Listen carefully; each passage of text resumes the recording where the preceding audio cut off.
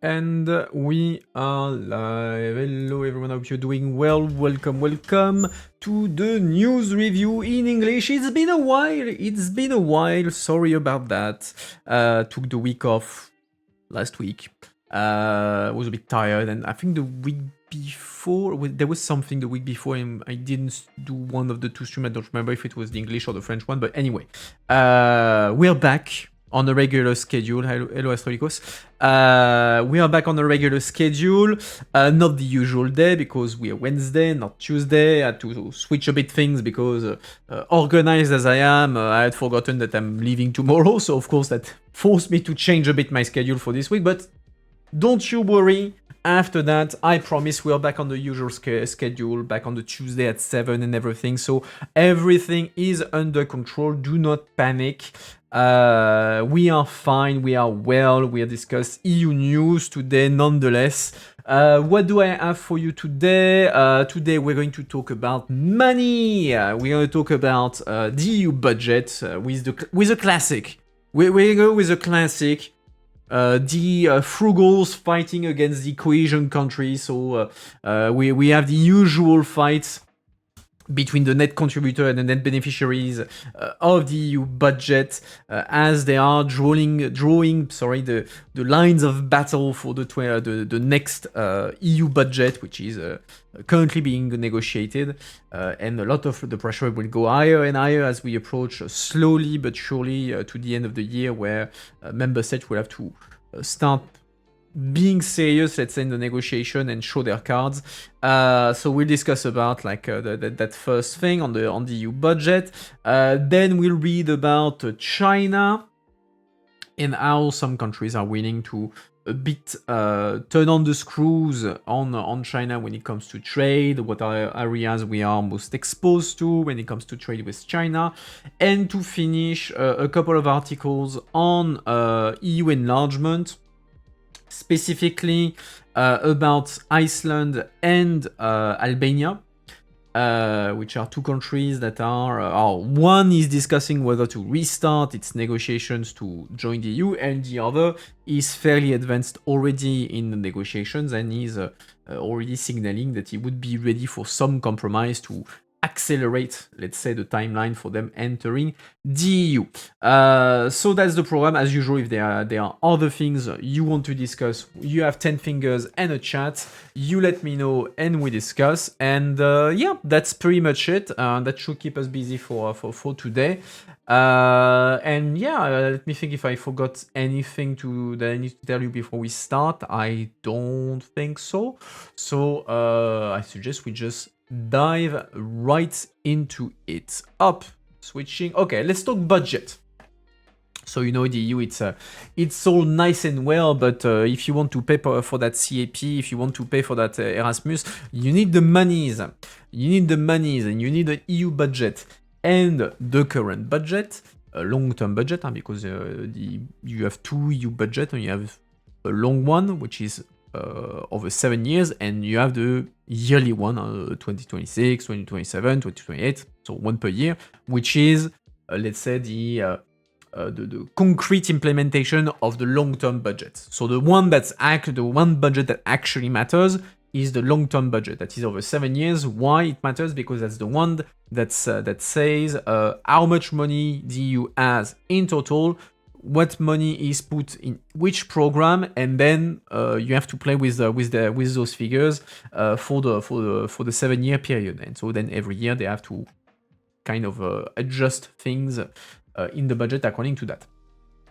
And so the current long-term budget finishes in 2027, at the end of 2027. So since July last year, the Commission presented its proposal for the next long-term budget, 2028 to 2034, and member states have started fighting over this budget, because it's serious money, as you can see in the title, 1.8 trillion euros over 7 years. So we're not talking about like small amount of monies, although when you look at them on a yearly basis, it's not like an insane amount of money, all things considered. But yeah, you're starting to see the classic fight between member states, between those who are net contributors, so those who give more money to the EU than they receive back, and the net beneficiaries, those who receive more money from the EU than they give to the EU. So we are in the classic, and the net contributors, those who give more to the EU than they receive, are starting to show their teeth, saying, okay, we're the one paying for the show, so this is going to run as we want it, and a bit showing the muscles, flexing the muscles to the others ahead of that long discussion that will finish obviously before the end of 2027. But many are hoping that it would finish even before the end of 2026. One, in an attempt to avoid the French presidential election, and two, to give 1 full year for the beneficiaries so all those who will benefit from the EU budget to prepare themselves so that on the 1st of January 2028, when the new budget kicks in, they are also ready and have already adapted to the new structure of the budget. So, the EU's net payers prepare a revolt as the 1.8 trillion euro budget takes shape. Member countries are clashing over spending levels in the Commission's proposal from 2028 to 2034. The wealthier EU countries that bankroll the bloc spending are stepping up efforts to scale back Brussels' proposed 1.8 trillion long-term budget. Just weeks before high-stakes negotiations on numbers are set to get underway, ministers representing nine net contributors, so the EU members that pay more into the bloc than they get out of it. Bear in mind that we are talking about like purely monetary benefits, the check that the Commission is writing to you, and we're not talking about the benefits of the EU as a whole, because the benefits of the EU as a whole are way beyond just the check that you receive for the CAP, for the regional funds, etc., etc. So even if like the net contributors give more money to the EU than they receive back, they benefit from the EU in plenty other ways, which makes it worth it for them to be members of the EU. So the 9 net contributors are meeting up to organize an opposition campaign. According to diplomats from 4 capitals taking part, Europe ministers will hold a breakfast meeting on Tuesday to plan how to oppose the proposal. The volume needs to come down substantially, Swedish European Affairs Minister Jessica Rosencrantz told Politico ahead of the meeting. There's simply not enough room for a dramatic increase of Sweden's contribution, or that of any other net payers for that matter. Sweden and others will make that very clear in the run-up to the next European Council. So there, we're talking about the amount of money in general available to the EU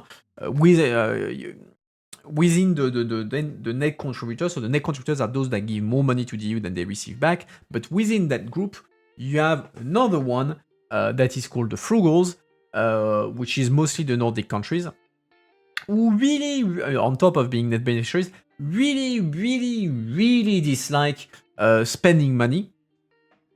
And so they are very keen on reducing the size of the EU budget because they're saying, yeah, okay, that's costing us too much in a context where our own economies are not doing so well. We have to already constrain our budget. We're not going to give more money to the EU. I mean, that would be impossible to explain, and we just need to spend the money better. We need to make cuts whenever needed. So frugals in general, they want to reduce the size of the EU budget, make cuts, that sort of thing. In addition to Sweden, I just checking if I was missing something. Hello, Tikanis. In addition to Sweden, Denmark, Finland, Austria, the Netherlands, Germany, France, Ireland, and Belgium are expected to be represented in the talks, which are being held ahead of a General Affairs Council in Brussels, where the EU MFF, so the long-term budget, is to be debated.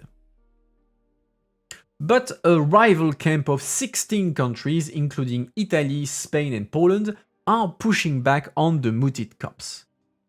They argue that spending on agriculture, payments to poorer regions, and fishing must be increased from the Commission's budget proposal, where they make up less than half of the total spending.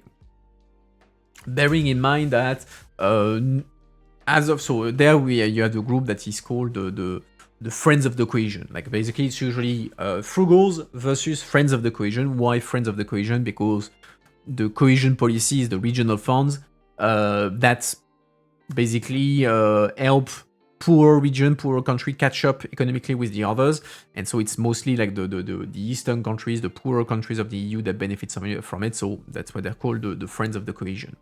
And so they're saying, yeah, okay, actually we should have more money on the policies, typically cohesion, the agriculture policy, and the fisheries policy, which currently is only 50%, is 50% of the entire EU budget.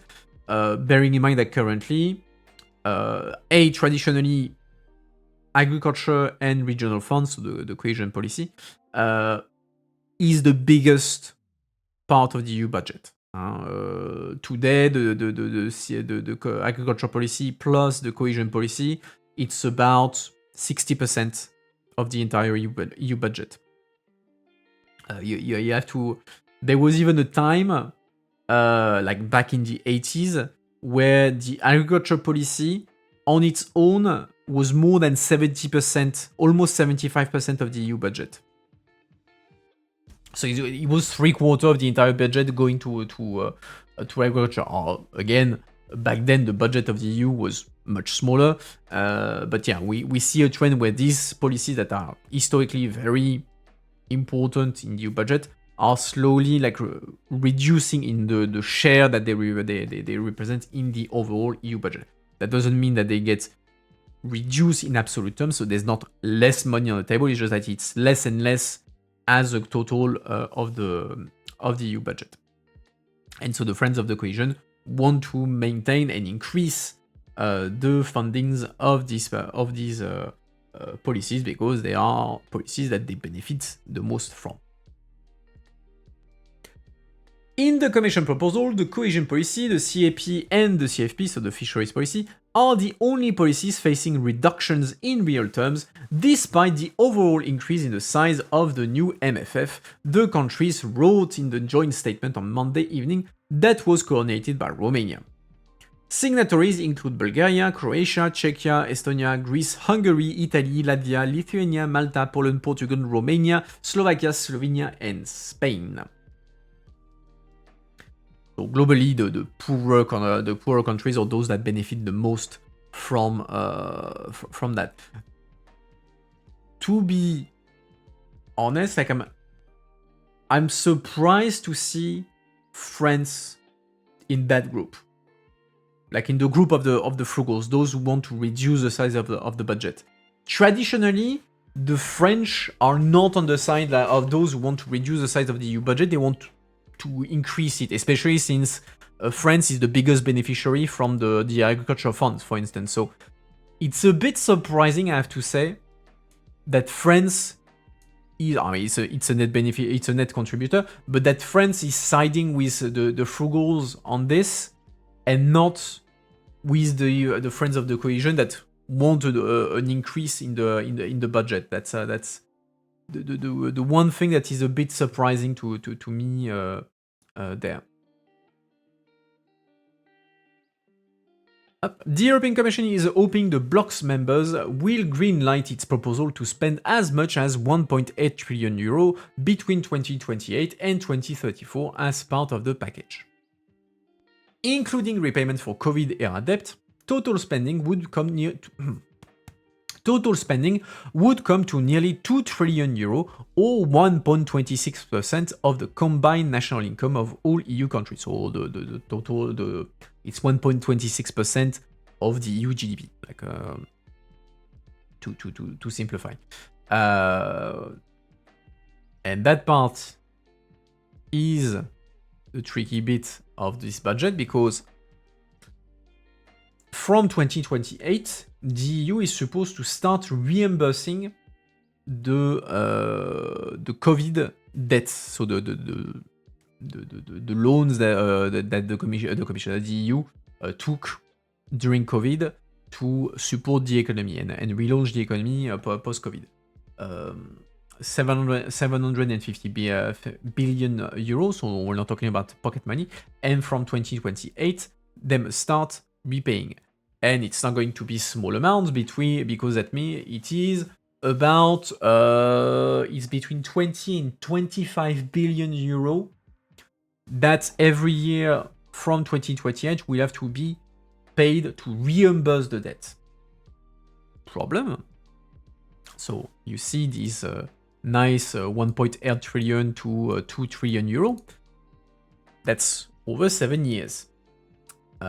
Typically, the budget of the EU is around 200 billion.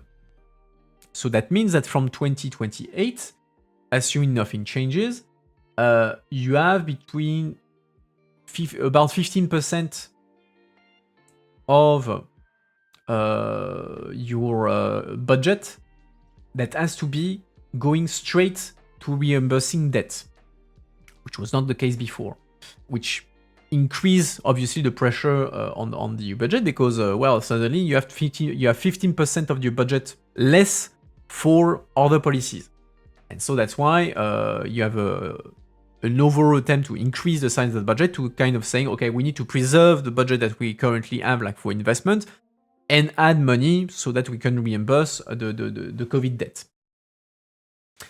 Which is not something that the frugal country very like, because they're saying, yeah, why should we put more money on the table? Let's just reduce the size of the normal budget so that we can reimburse, we can generate money to reimburse the COVID debt. The other not being particularly in favor of that option because that means less money for them. So yeah, by comparison, the current 2021-2027 EU budget is equivalent to around 1.1% of the members' country cumulative gross national income. And again, like to give you perspective, so like I said, the annual budget of the EU is about 200 billion euro. The annual budget, for instance, of France, between 4 and 500 billion. So the EU has less than half the budget of France to function. Bearing in mind that the EU has many things that a national member state doesn't. The reverse. That member states have many more policies, many more things that they need to pay for than that the EU doesn't have. Like for instance, the EU doesn't pay for pensions, doesn't pay for the health system, that sort of thing. So obviously, that generally, like the comparison is only valid to a certain point. I'm just to give you like a frames of reference, so to say. And like on the 1 point something percent of the GNI, same thing as a comparison. Normally, a country, the budget will be 20 to 30% of the GDP. So much higher. Again, bearing in mind that they can't do everything. All right. We must move away from the Brussels reflect of simply trying to solve every problem with more money, said Austrian Europe Minister Claudia Bauer. Especially at a time when many member states are having to make national savings and tough budgetary decisions, the EU too needs greater restraint. There, it's the argument, okay, how can we explain to our voters that, okay, at national level we need to squeeze the budget, we need to reduce spending, make difficult reform, etc. But the EU on their side, they can have always more money. How are we supposed to explain that to our citizens? That's completely suicide. That is why the net contributor countries are coordinating more closely, Bauer added. With a common approach and, where necessary, clear red lines for the next EU budget. As negotiations become more heated, the 16 countries supporting a bigger budget are turning the screws on 5 states, so Germany, Sweden, Austria, Denmark, and Netherlands, that enjoys discounts known as rebates on their EU budget contribution. Rebates is basically normally, so every year the countries are supposed to write a check to the EU. That's their contribution to the EU budget. That is more or less linked, indexed on how rich the country is. The richer you are, the bigger the check you're supposed to give. But you have 5 countries, so Germany, Sweden, Austria, Denmark, and the Netherlands, that have negotiated rebates, meaning that they get a discount on the money that they're sending to the EU. So, I mean, let's say, I'm inventing a figure, let's say that you have to send 50 billion to the EU. Well, actually, with the discount, you're going to send only 45, something like that. That's the 5 billion difference, the 5 billion saving is called a rebate. How do you justify rebates? So it's negotiated, and in many cases, it's going to be justified by the idea that their country is disproportionately not benefiting from certain EU policy. Like, for instance, if you are a big country, and that those were negotiated way back when, but as I said, you have the agriculture policy that represents today a third of the EU budget. If you're a big country, but actually you're not an agriculture country, so you're not benefiting a lot from the CAP, from the agriculture policy, you're saying, well, look, this is the single biggest policy of the EU. This is the one that costs the most, and I'm actually I'm benefiting less from it in a disproportionate manner. So I should be compensated for the fact that this policy, which is the biggest of the EU, does not benefit me in a proportionate manner. And so you get a discount, kind of, to compensate the fact that you are less benefiting from some of the biggest spending line of the EU.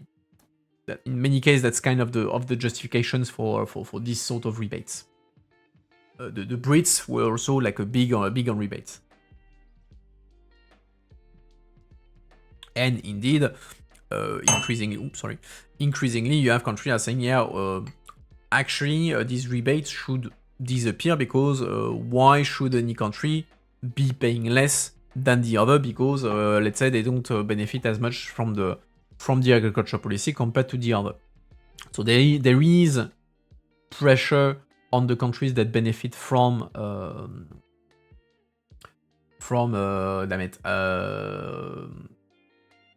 rebates to see these rebates reduced or even deleted. Their statement renewed calls on the Commission to abolish the rebates, arguing that there is no political or economic rationale for reintroducing them. The 16 countries are also signaling an appetite for deferring part of the repayment of the EU post-COVID borrowing, which is expected to cost 160 billion euro throughout the next budget cycle. Basically saying, okay, maybe we can ask to pay later than 2028, like we start repaying from 2030, let's say, that way we gain a couple of years, and so that's less money we have to spend. The breakfast diplomacy comes amid expectation that a nego box, that's a typical EU jargon, that describes the detailed breakdown of the proposed budget with concrete numbers and spending allocation. So you make a simulation of the budget, saying, okay, let's assume that the budget is 1.8 trillion. This is how exactly those 1.8 trillion euro would be spent in the EU budget. So you give the amount for each policy, etc., etc. So that's called, and that's the basis for your negotiation. And that's called, in council jargon, the nego box, negotiation box. So a nego box will be circulated in early June. The plans have been devised by Cyprus, which currently holds the 6 months rotating presidency of the Council of the EU. The Cypriots having the difficult task of mediating these negotiations, because the job of a country that is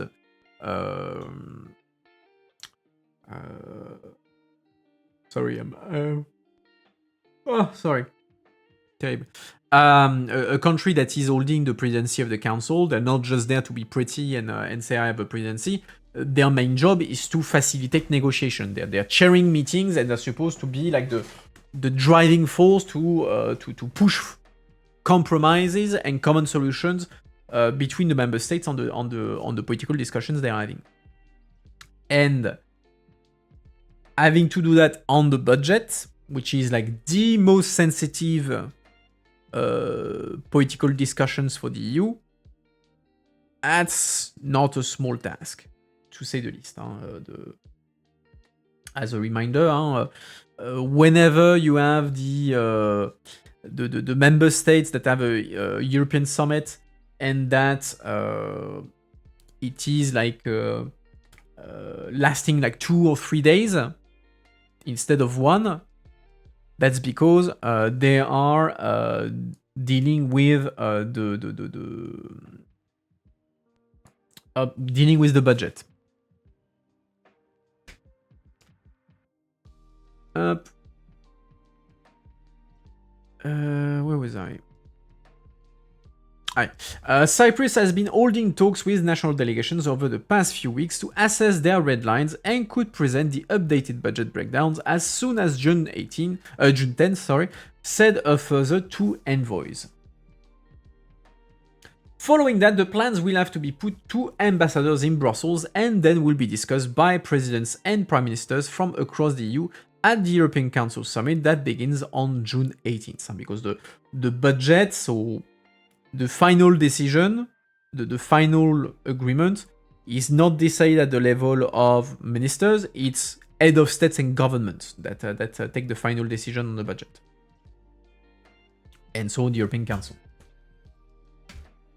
Despite wanting to limit their own contributions, the group of 9 net payers want to underline that it supports increased spending on the bloc's stated goals, like bolstering national security and strengthening industries.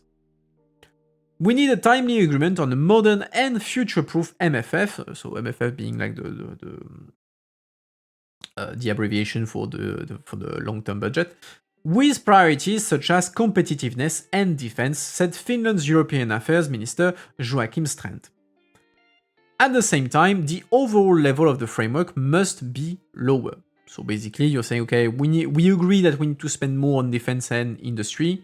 Well, we'll spend more on defense and industry, but we'll spend less on the rest. So we're taking money, let's say, from agriculture policy, and we're redeploying that money from to defense and industry.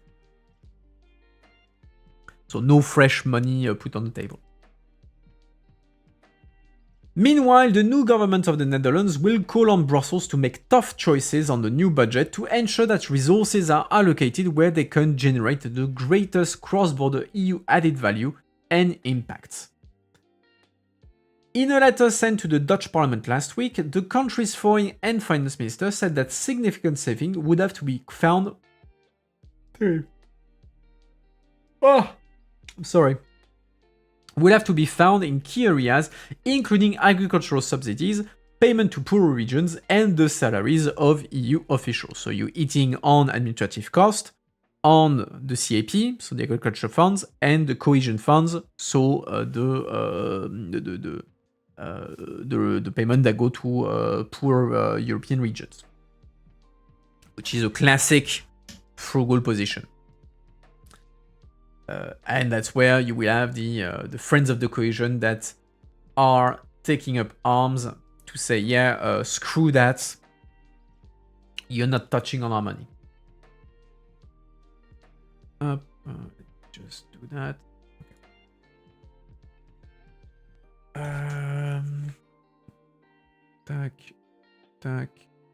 Okay.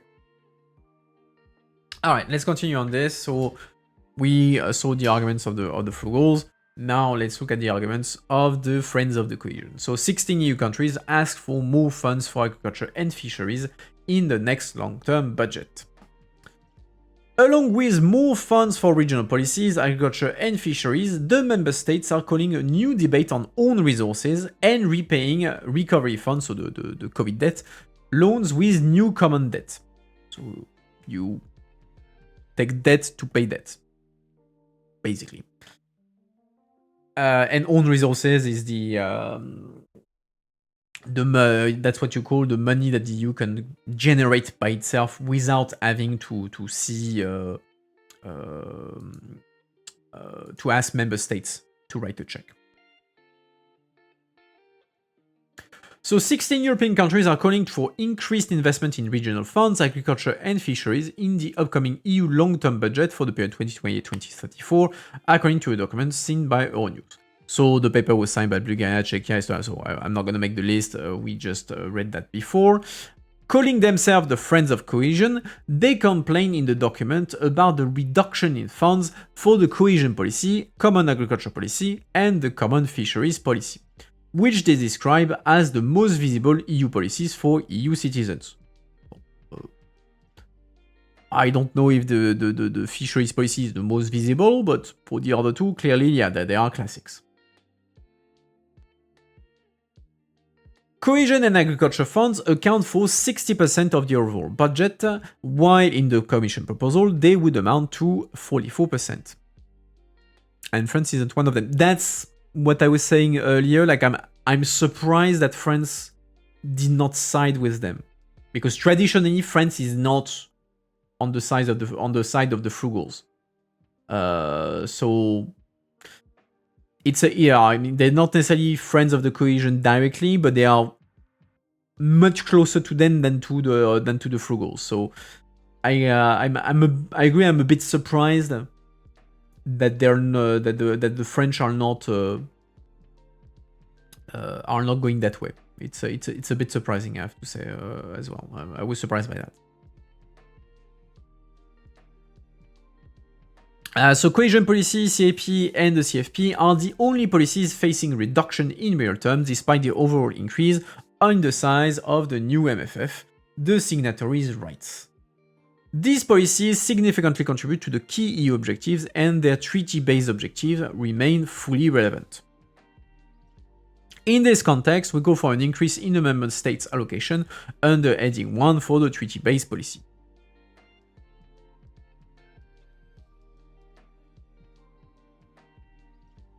Like, we are fiscally responsible where we can. Yeah, it's a bit odd.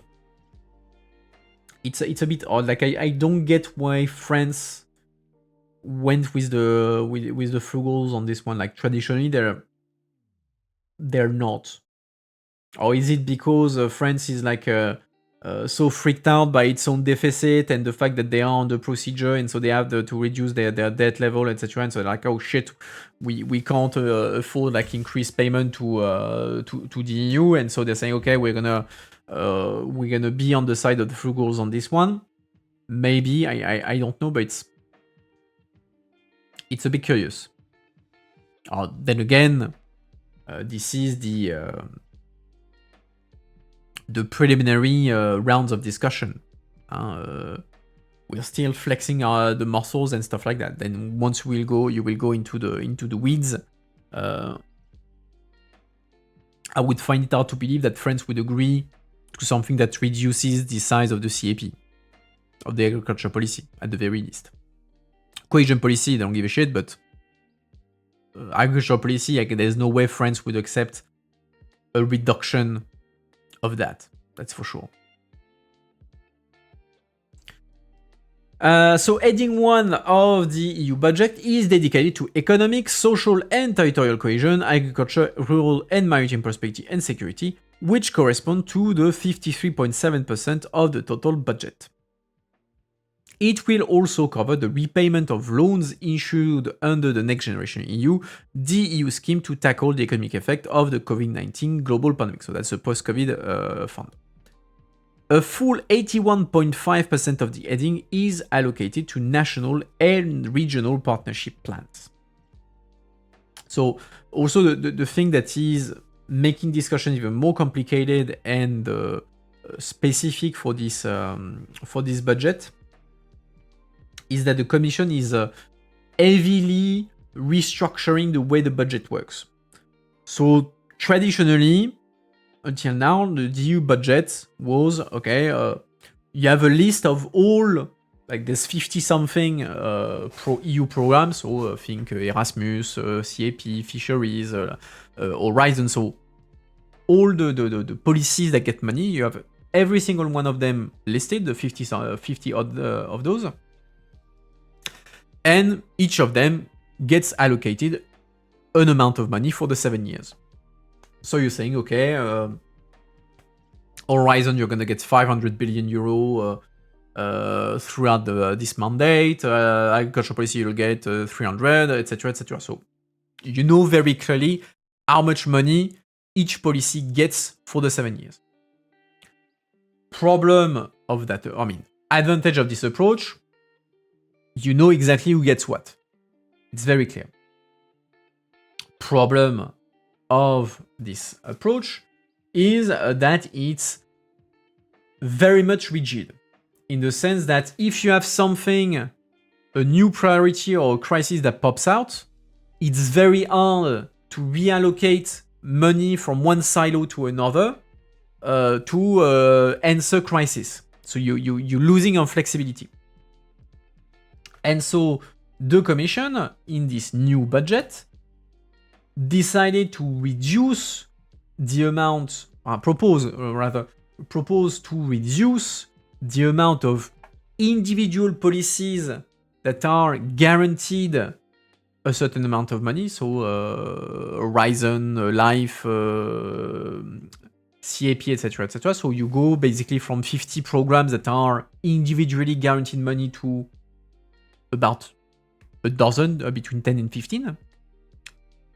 And to increase the flexibility, where basically the Commission said, okay, well, instead of having money allocated to each program individually, we're going to do like some kind of a big pot of money, and that pot of money can be used by member states for several policies. So he's saying, okay, instead of saying, okay, CAP will receive 300 billion, regional cohesion policy will get 200 billion, etc., etc. Commission says, okay, well, I'm creating a pot of money of 700 billion, and those 700 billion can be used, well, to pay for CAP, to pay for agriculture, to pay for fisheries, to pay for cohesion, etc., etc. So you just list the policies that are eligible for that pot of money, and then member state and the Commission can kind of use it, maybe not as they see fit, but with greater level of flexibility. Which means that if you have a new priority that is arising, well, you don't have anymore the problem of having like the silos. You have that big pot of money, and so you can more easily like transfer money from one priority to the other. From this point of view, you can say, okay, I'm going to dedicate more money from that pot of money to the new priority. But problem is that it reduces the certainty for those who until now had the guarantee that my program is going to get X billion, and they could count that, okay, for the 7 years, I know exactly how much money I will get. There, it's a bit more elusive. You say, okay, I could potentially get money from that X billion euro pot of money, but I have no guarantee that that much will be spent on me. Why is the Commission doing that? It's more power for states, less for the Commission itself, or am I mistaken? Well, it depends on how it works. So, and that's why you have a fight between the Commission and the member states. Commission does that because they say, okay, doing the big pot of money means that we have much more flexibilities. So you can like move money from one priority to the other. You don't have to say, oh shit, okay, I promised that much money to agriculture, but now I need more money for this. You can more easily shift money around without having to answer to anyone, or answer to anyone, without having to make a whole fuss about it. So the main benefit is flexibility, and also because you can have things that are like a bit more cross-cutting. You could argue, oh yes, this project ticks the box of agriculture, cohesion, etc. So you can say, yeah, no, I'm spending money on agriculture, but also on cohesion and also on that. So it's a bit easier to move money around. And where you have the fight between member states and the Commission is that initially, the Commission wanted to say, okay, I'm creating more flexibility. I'm giving member states this pot of money that they can spend, maybe not exactly as they see fit, but they have greater flexibility to spend that money. But it's not going to be free money. Now, if you want to benefit from that pot of money, well, actually, you will have to carry out a certain amount of policy. So there are strings attached to that sort of thing. Like typically, something that the Commission now wants to make applicable for the entire EU budget, rule of law. If you take EU money, you have to respect the rule of law. If you don't respect the rule of law, you're losing the EU money. For now, that's you will tell me, but that's what they did on Poland and Hungary.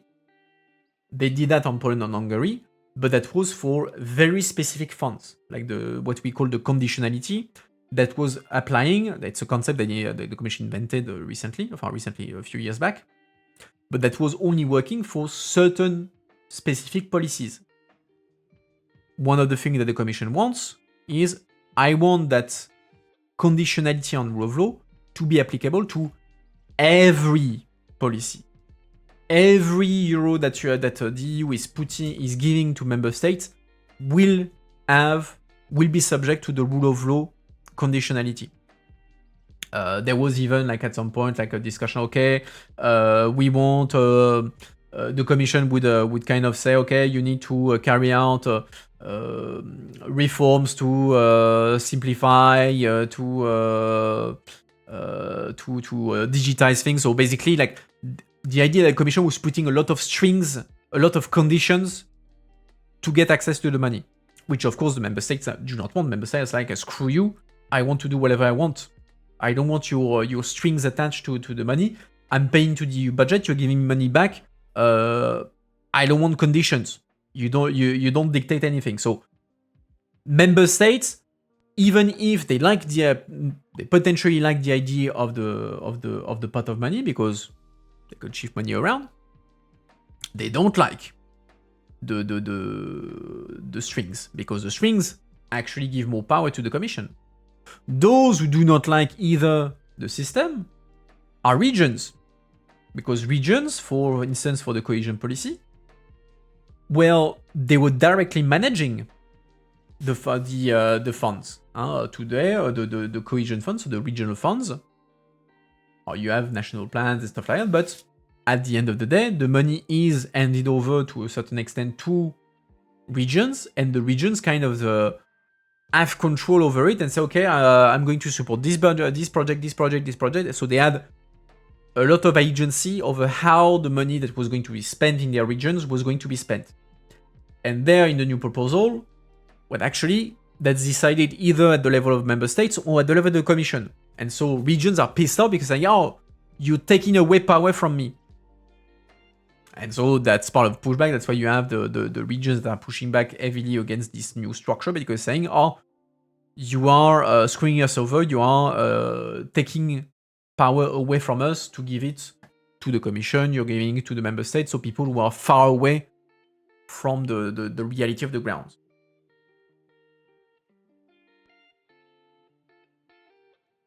So that's kind of the thinking there. And then you have, of course, like I said, all those who had their guaranteed silo of money, now they're pissed off as well, because, yeah, you have a big pot of money, but you have no certainty that you will get all the money that before you were getting. You could say, yeah, okay, I have 700 billion that can be used for agriculture, cohesion, defense, industry, and then the member state can decide, well, actually, I'm going to disproportionately use that money for one policy over the other.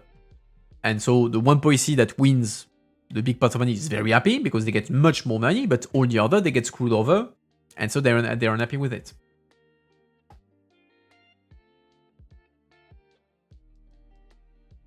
So that's what makes this new budget very challenging, because the structure of it is changing like significantly, and there's not a lot of people who are actually happy about that.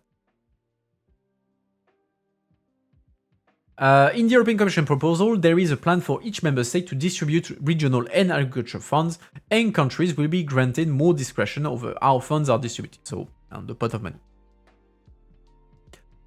Despite the significant political push from the Friends of Cohesion, more frugal countries do not see the increase of funds under Heading 1 as a priority.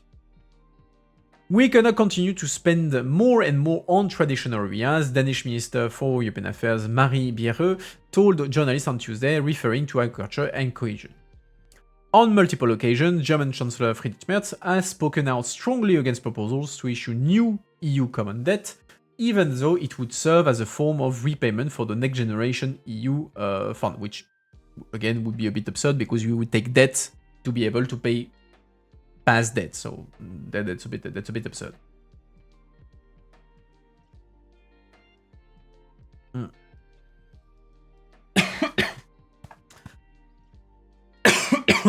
Shit, I'm trying to not to choke the water I just drank.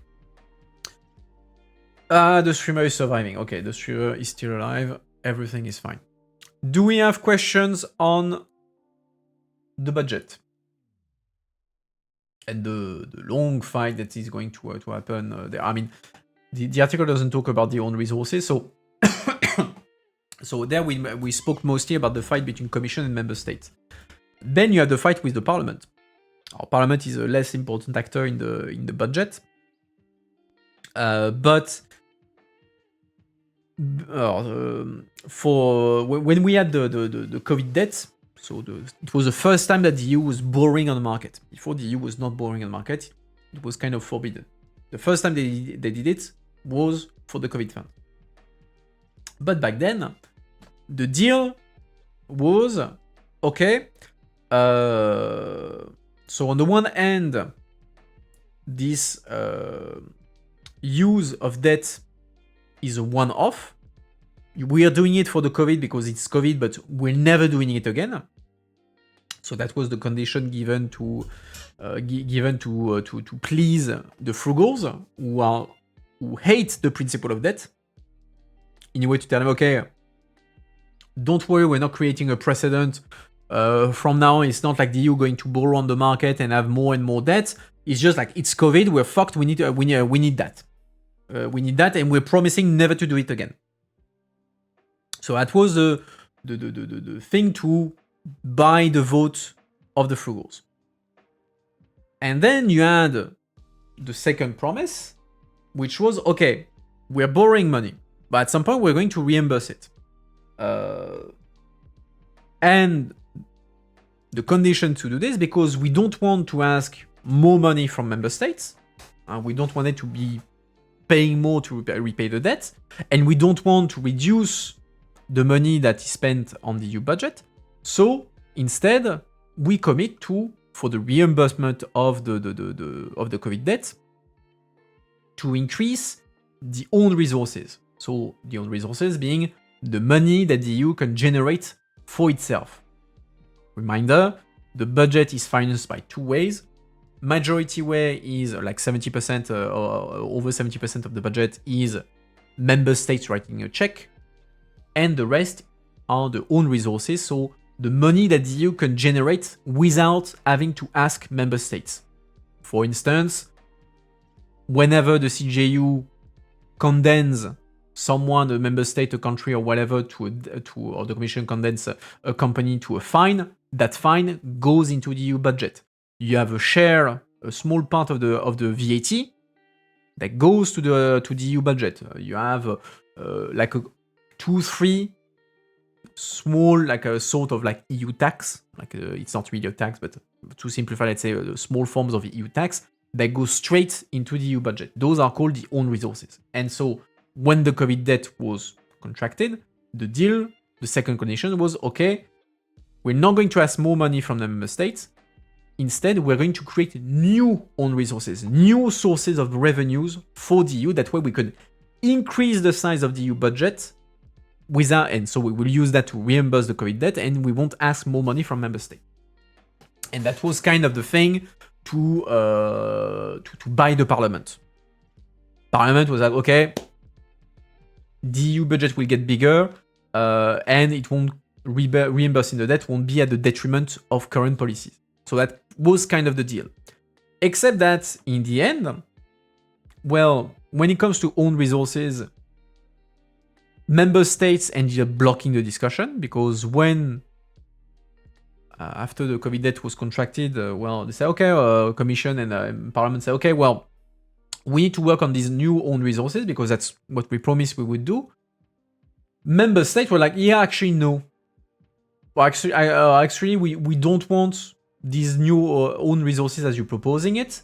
Why? Oh, you tell me, but why do member states refuse like new financing sources for the EU, given that it's not going to cost them anything? They are opposed to it, either because they see like new own resources as something that as money that will be taken away from them, because let's say that's let's say you decide to tax something. You say, okay, this tax is going to go to the EU budget. Member state will say, well, if that money goes to the EU budget, well, that's money that does not go to my budget. So indirectly, I'm losing money because I would have liked to tax these things, but now I can't because that money goes to the budget, to the EU budget, and not to my budget. So not reason number one. They don't. They see that as a potential loss of money for their own budget. Reason number two. Well, they don't want their citizens or their companies to be taxed by the EU because, of course, well, you don't want to tell to your citizens. Well, actually, now not only do you pay taxes to me, your government, but you're also going to pay taxes to the EU. That's not going to be popular. So also to kind of protect their companies, their citizens from a sort of EU taxes. And so member states kind of blocked most of the discussion on own resources, which created a problem because the money that was supposed to be created to reimburse the debt is not created. And that leads back to now because, well, that debt still needs to be repaid. And so member states are like, okay, we're just going to reduce, or at least some member states are like, okay, we're just going to reduce the size of the EU budget. Or not the size, but we're going to reduce the money that goes to policies. That's why we reimburse the COVID debt without increasing the size of the EU budget. And then you have the friends of the cohesion that like, whoa, stop everything. You're not reducing my CAP, you're not reducing my cohesion policy. And that's why you go into the absurd thing where, well, actually, we could postpone the reimbursement of the COVID debt or even take a loan to pay the previous loan. Sorry, I ignored, not that I ignored, but I wanted to finish that before going into the thing. So even for military investments, well, that's one of the new question. Ever since we had the COVID debt, well, actually, the precedent has been created. We have a precedent where the EU has borrowed money to pay for its policies. And so even if there was the promise, no, that's just, we're doing it once, never again. Well, now you have plenty of people saying, well, actually, that wasn't such a bad idea, like to do this EU debt, and we have plenty of priorities. Where we need to pay for defense, for instance. We need to pay for digitalization. We need to pay for our industry. We need to pay for this, for that, for this, for that. Or maybe new debts could be a solution to pay for all these things that are like of strategic interest. And there you have the fight between the different member states, those who absolutely refuse the principle of new EU debt, for some even for military investment, because they're saying, yeah, A, we said it was only once, and two, like if we borrow money and increase our level of debt, without solving the question of how we get more money to reimburse that debt, we're just going to go into a spiral that is not going to be sustainable. And at the end of the day, it's my citizens, so coming from a rich country, that will be responsible to repay that. So I don't want that.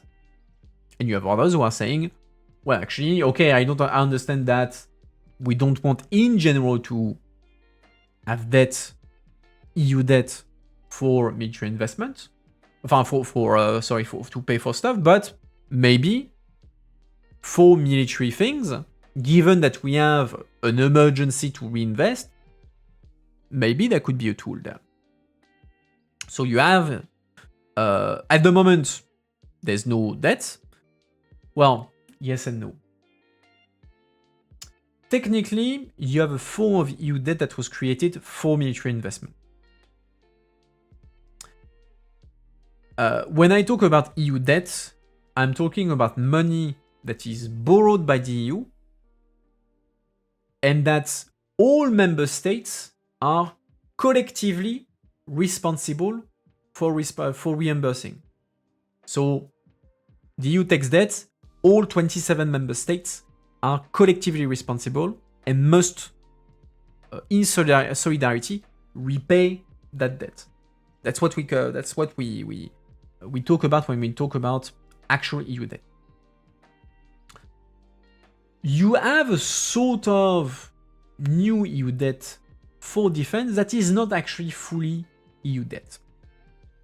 That's called the SAFE program, which is very recent. It was adopted like last year or a year and a half ago. SAFE is what? SAFE is 150 billion euros that is borrowed by the Commission and that can be used by member states to finance military investments. You want to rebuild increase your industry, you want to buy weapons, that sort of thing. Maybe not directly buy weapons, but you want to relaunch your military industry, etc. You can use those funds. You can ask to use those funds. But, so technically, you have EU funds coming from debts that can be used for military investment. That's a SAFE, the SAFE program.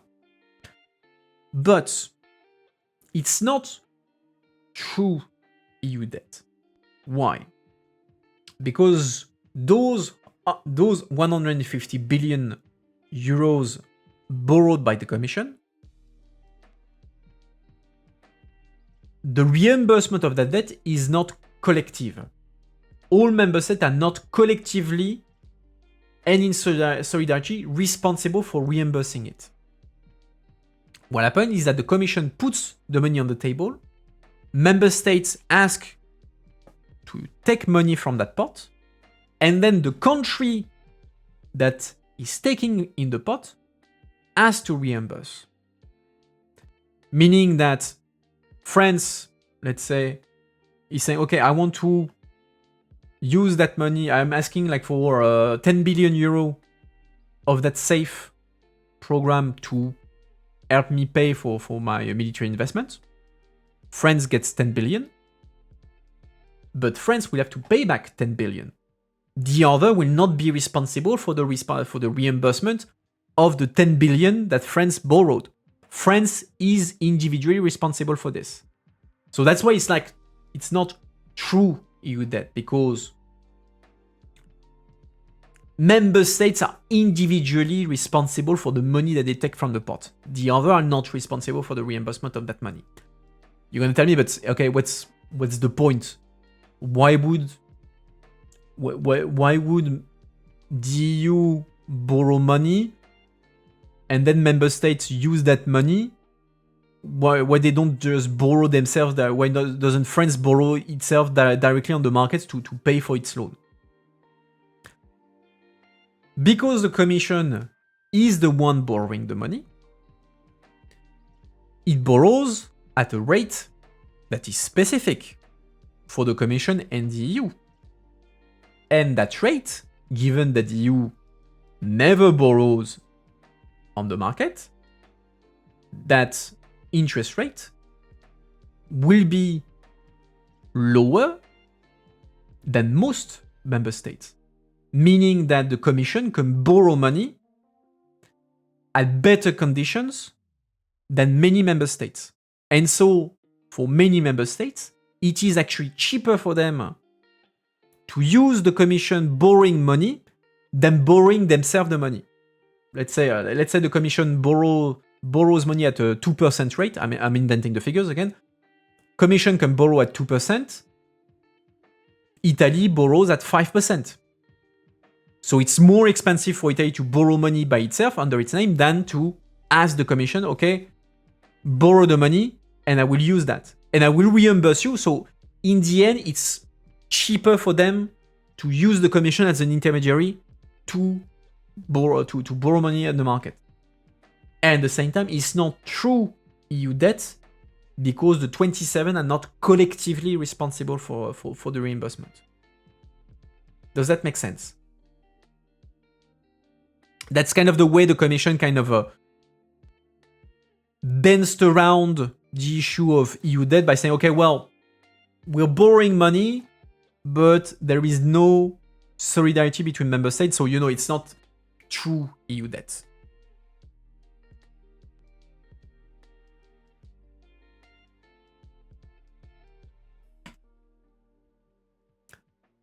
You're in pub, okay. I didn't see there was an ad break. But yeah, hoping that was relatively clear on how that works. So yeah, technically there's a precedent on some sort of EU debt for military investment, but it's not true EU debt. And you have some member states who are asking for EU debt to be used, proper EU debt to be used for financing the rearmament of the EU. Is there anything else I need to tell you about on budget before we move on? I don't think so. So unless there's a burning question, we can go to the next topic, which is going to be China. Hopla. So, you may have heard of China, like this small country in the east,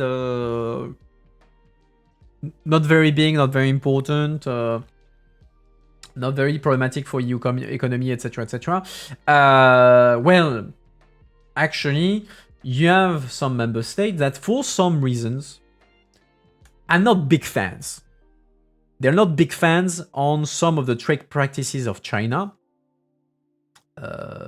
particularly the fact that some policies of China are detrimental, have negative consequences on European economies, on European companies, whether it is because you have illegal subsidies, because you have overproduction that tanks the price on the market, these sort of things.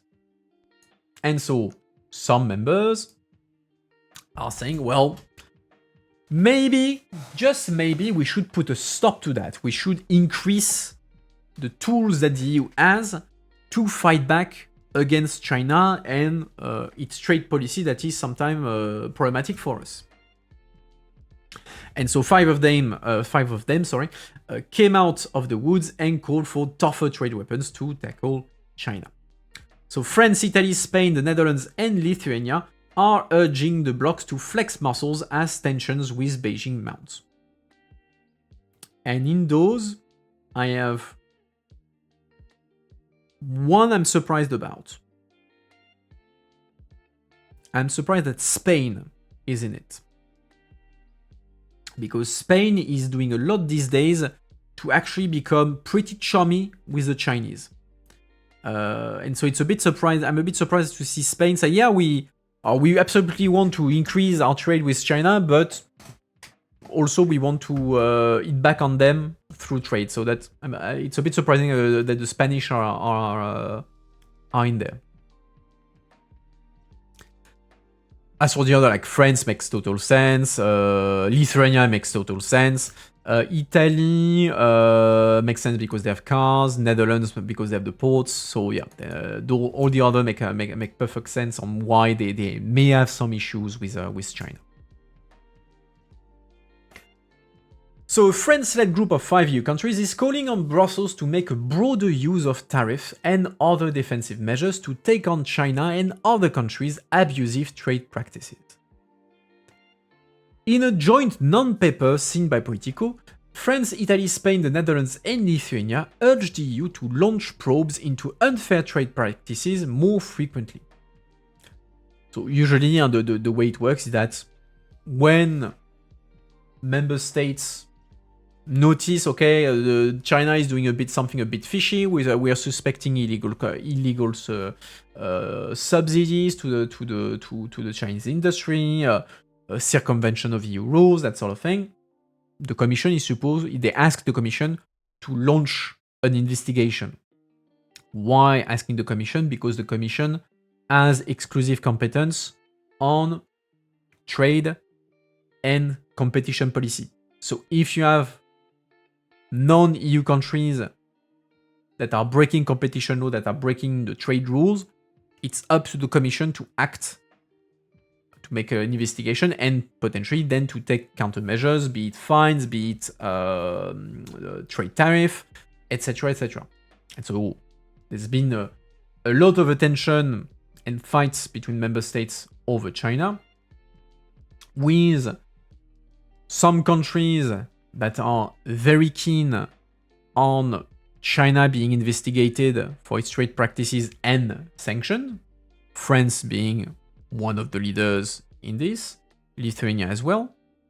Why Lithuania? Because they were sanctioned for a Taiwan-related issue by China, so they have a beef with China.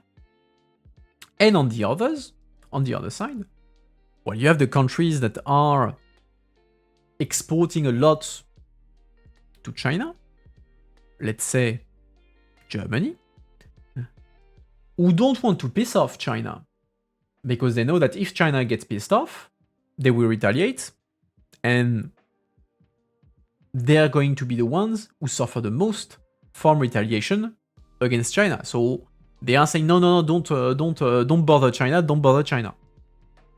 So you had for quite a few years this fight between France and Germany on what to do about China. France ended up winning part of the fight because, to the fury of the Germans, the Commission launched investigation on the electric vehicles exports of China, and ended up sanctioning a number of Chinese companies with additional tariff, going up as high as 30% tariff on Chinese electric cars, because they were breaking competition law by getting, and trade laws, by getting illegal subsidies from the Chinese state, which was allowing them to artificially reduce their prices to amounts that European competitors could not compete with. Where was I? Yeah. So the document, which was shared with the European Commission, and other member countries on Friday, also proposed the creation of new, more defensive trade tools. The non-paper was issued at a moment when the European Commission is working on a more assertive and effective trade defense policy to deal with Beijing. Brussels is due to hold an internal strategy debate on the competitive threats posed by China next Friday. So Friday this week, member states are discussing what to do with China. Because the problem with China for the EU is triple, let's say. Problem number one. No, let's say four problems. Problem number one, we have an increasingly unbalanced trade balance with China, meaning that we import much more from China than China buys from us. So we're sending lots of money to China. China doesn't buy that much from us, and so that creates a big imbalance. Problem number one. Well, in general, you're trying to have as balanced relations as possible. Like, of course, there are things you can't control, but you're trying to maintain a certain balance in the exchange, in the trade between two countries. So first problem, increasing imbalance in the trade of goods with China, and so increasing trade dependence on China. Problem number 2. Subsidies. The big thing of the Chinese is, as I just said, for the Chinese government to throw money at their industry to allow them to either produce more or to produce at cheaper prices than their competitors. And so then they can artificially reduce the price, and so you have unfair competition between the Chinese-made products that are boosted by Chinese subsidies and their European competitors who do not have the subsidies and can't artificially reduce their prices. And so that benefits the Chinese and not us. So that's problem number 2. Problem number 3. And I'm thinking, what was my problem number 4? I had a problem number 4. It will come back when it comes back. Okay, problem number 3.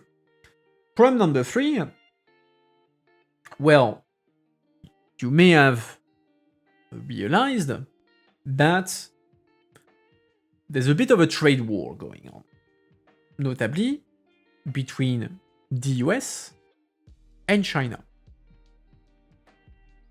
They're throwing high tariff at each other, and so that means that for China, it's becoming very expensive to send stuff to the US. So what happens then?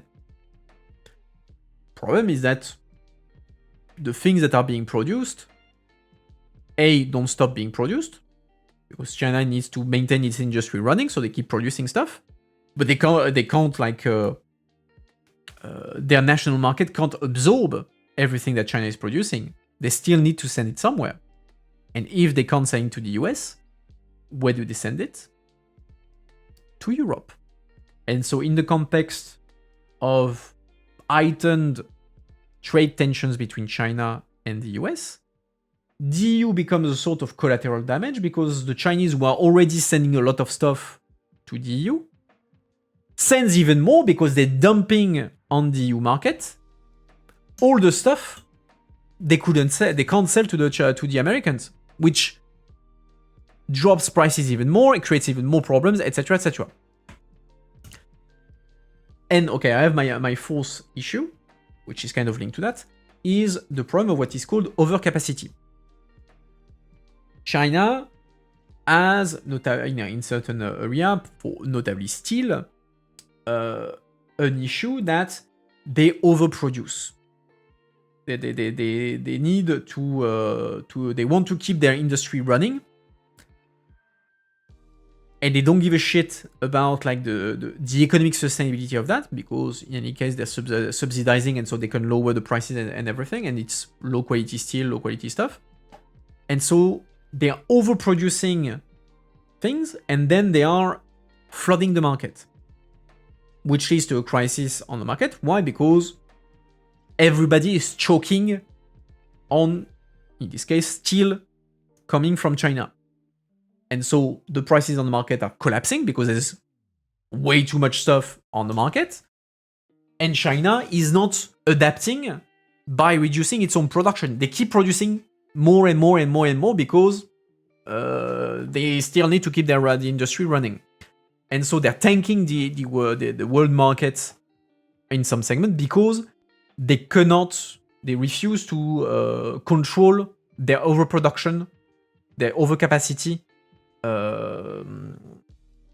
trends, because they don't want to close down factories in China.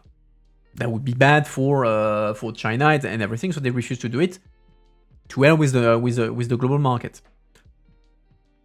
Do I have a fifth problem that is indirectly trade? Okay, I had a fifth, but just a mention.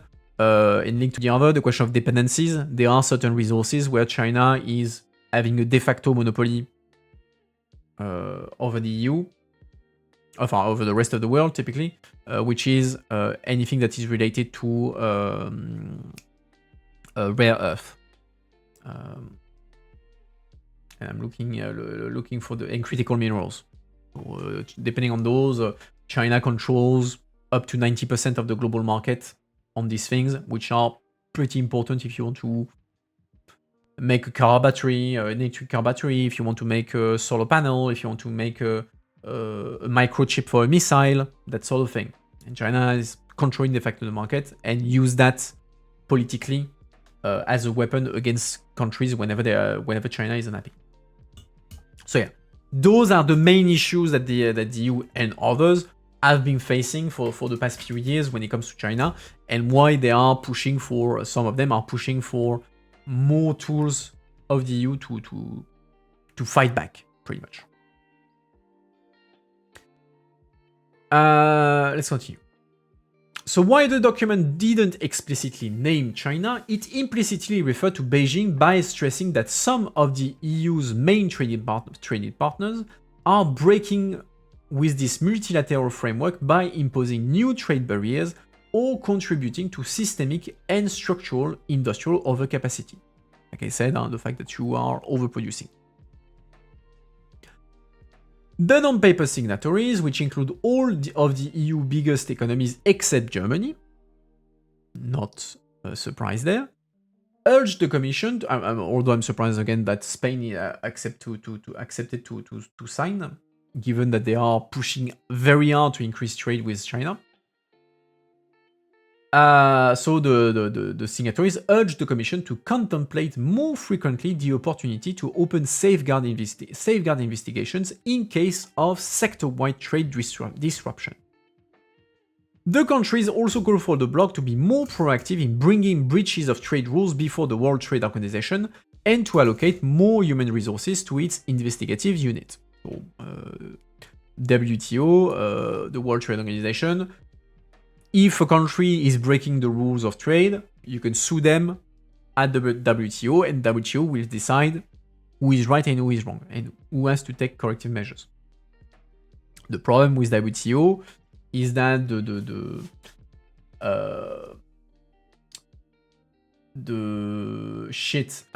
dispute mechanism, so the sort of the trade judges within WTO, is stuck. It's stuck because of the Americans. The Americans have blocked the nomination of new judges in the appellate body. So you have a first instance, and then you can contest the initial decision. I forgot the equivalent of appel in English. Sorry. And so the thing is blocked because there's not anymore enough judges, and so if you sue at the WTO, you get a first decision, the decision is going to be contested, and then the thing is going to be in limbo because you don't have enough judges to deal with the appeal. And so that's one of the reasons why WTO is not exactly doing well these days, because it is stuck. It is stuck and it's not able to enforce its own rules. And even more so in a context where global players are increasingly aggressive with each other and saying screw the rules. Typically the US, China, etc. etc. So the WTO is not doing very well these days. In what appears to be a push to make trade enforcement more geopolitical, the 5 countries also called for adding economic security among the criteria that are assessed when deciding whether to open trade defense probes, which can result in tariff and other trade sanctions. This approach would help preserve the Union's remaining production capacity in strategic sectors and value chains, for instance, heavy industry like steel, thereby protecting the community's industrial base, they wrote in the document first reported by the Financial Times. Other proposals include technical tweaks to existing legislation to make sure that foreign companies can't circumvent EU trade probes, and a move to allow the Commission to apply anti-subsidies duties directly on companies. At present, those duties can only be applied to countries and products. So either you say, I'm imposing tariff on China, or I'm imposing tariff on steel. You can't say that company, fuck that company in particular. The group also pitched the idea of a so-called resilience tool, a cross-trade defense tool which could be activated when no other trade defense tool is applicable, and the idea of additional duties or tariff rate quotas in order to protect European producers. On Friday, French President Emmanuel Macron called on the EU to take inspiration from the US on trade measures aimed at protecting strategic industries. Tackling global imbalances, including China flooding the rest of the world with its exports, is also the top priority identified by France for the summit of the G7, which it will host in Évian-les-Bains on June 15th. So that's a topic that France is pushing very hard at G7 level. And they want the EU to be more aggressive toward China, on trade, rather. Any questions on that? Up. Don't see any. Moving on. How are we time-wise? Oh, we're good, we're good. Okay. Still on China, let's look at where actually China is holding us by the balls. So industrial sovereignty, 5 sectors where the EU is critically dependent on China. From solar panels to rare earths and industrial robots, Chinese firms have quietly become the dominant, sometimes sole supplier across a growing number of European industries as fears of another China shock rises. Europe's reliance on Chinese goods has grown so structurally embedded in certain sectors that credible alternatives have all but disappeared. The pressure intensified in 2025 when Washington imposed sweeping tariffs on Chinese goods, prompting fears that Beijing would redirect surplus production into European markets at slash price. So we are becoming the collateral damage of the US-China trade war. Commission President Ursula von der Leyen described it as a new China shock at the G7 summit in Canada last year, warning that Beijing was flooding global markets with subsidized overcapacity that its own consumers could not absorb. Last week, EU Industry Commissioner Stéphane Séjourné also called for EU businesses to diversify their suppliers as trade tensions with China are ramping up, making repeated threats Beijing making repeated threats towards the EU, while Brussels seeks to strengthen legislation to protect its market from Chinese dependence. There, it's a reference to the fact that the EU has proposed legislation that would reserve part of the industrial market to EU companies, and also, so it's part of the Industrial Accelerator Act, the IAA. So one reserve European preference, reserving part of the market for European companies, and imposing conditions and limits on investment coming from foreign companies in the EU. Ironically, taking inspiration from the Chinese. So for instance, let's say that you have a Chinese company that wants to invest, open a factory in the EU. Well, if the IA goes through in a certain sector, they could be obligated to take a European partner and to co-manage the factory. So the factory would not be 100% Chinese, it would be 49 or 51% European company and 49 or 51% Chinese company. So it would be a co-venture in order to ensure that the Europeans are not kicked out fully of the market, and also to also ensure that there is employment generated, money invested, etc. in the EU whenever China is doing something. And the Chinese are very not happy about this, which is ironic because, again, that's exactly what they do in China. In China, if you want to open a factory, you are obligated to make a partnership with a local company Otherwise, you're not allowed. Where was I?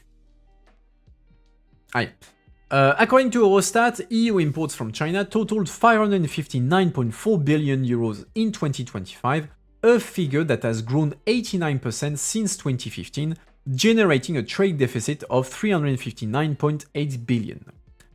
In 2025 alone, EU exports to China fell by 6.5%, while imports rose by 6.4%. China is, by a wide margin, the EU's single largest source of import and the primary supplier of dependent products, exporting 47% of the category to the bloc and roughly half of its total import value, representing around 206 billion out of 404 billion. Dependent products refer to parts and raw materials that are needed to build the final product. For example, the demand for a smartphone battery is dependent on the number of finished smartphones a company plans to manufacture. And so you see China way ahead when it comes to dependency.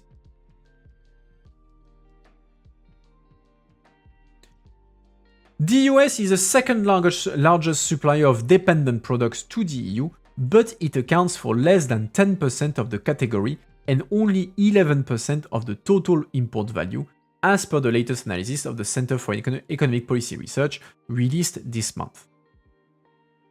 Taken together with other data indicating broader strategic dependencies, 5 sectors emerge where the EU's exposure to Beijing is structural: solar energy, critical raw materials, industrial robotics, chemicals, as well as textile and wood products.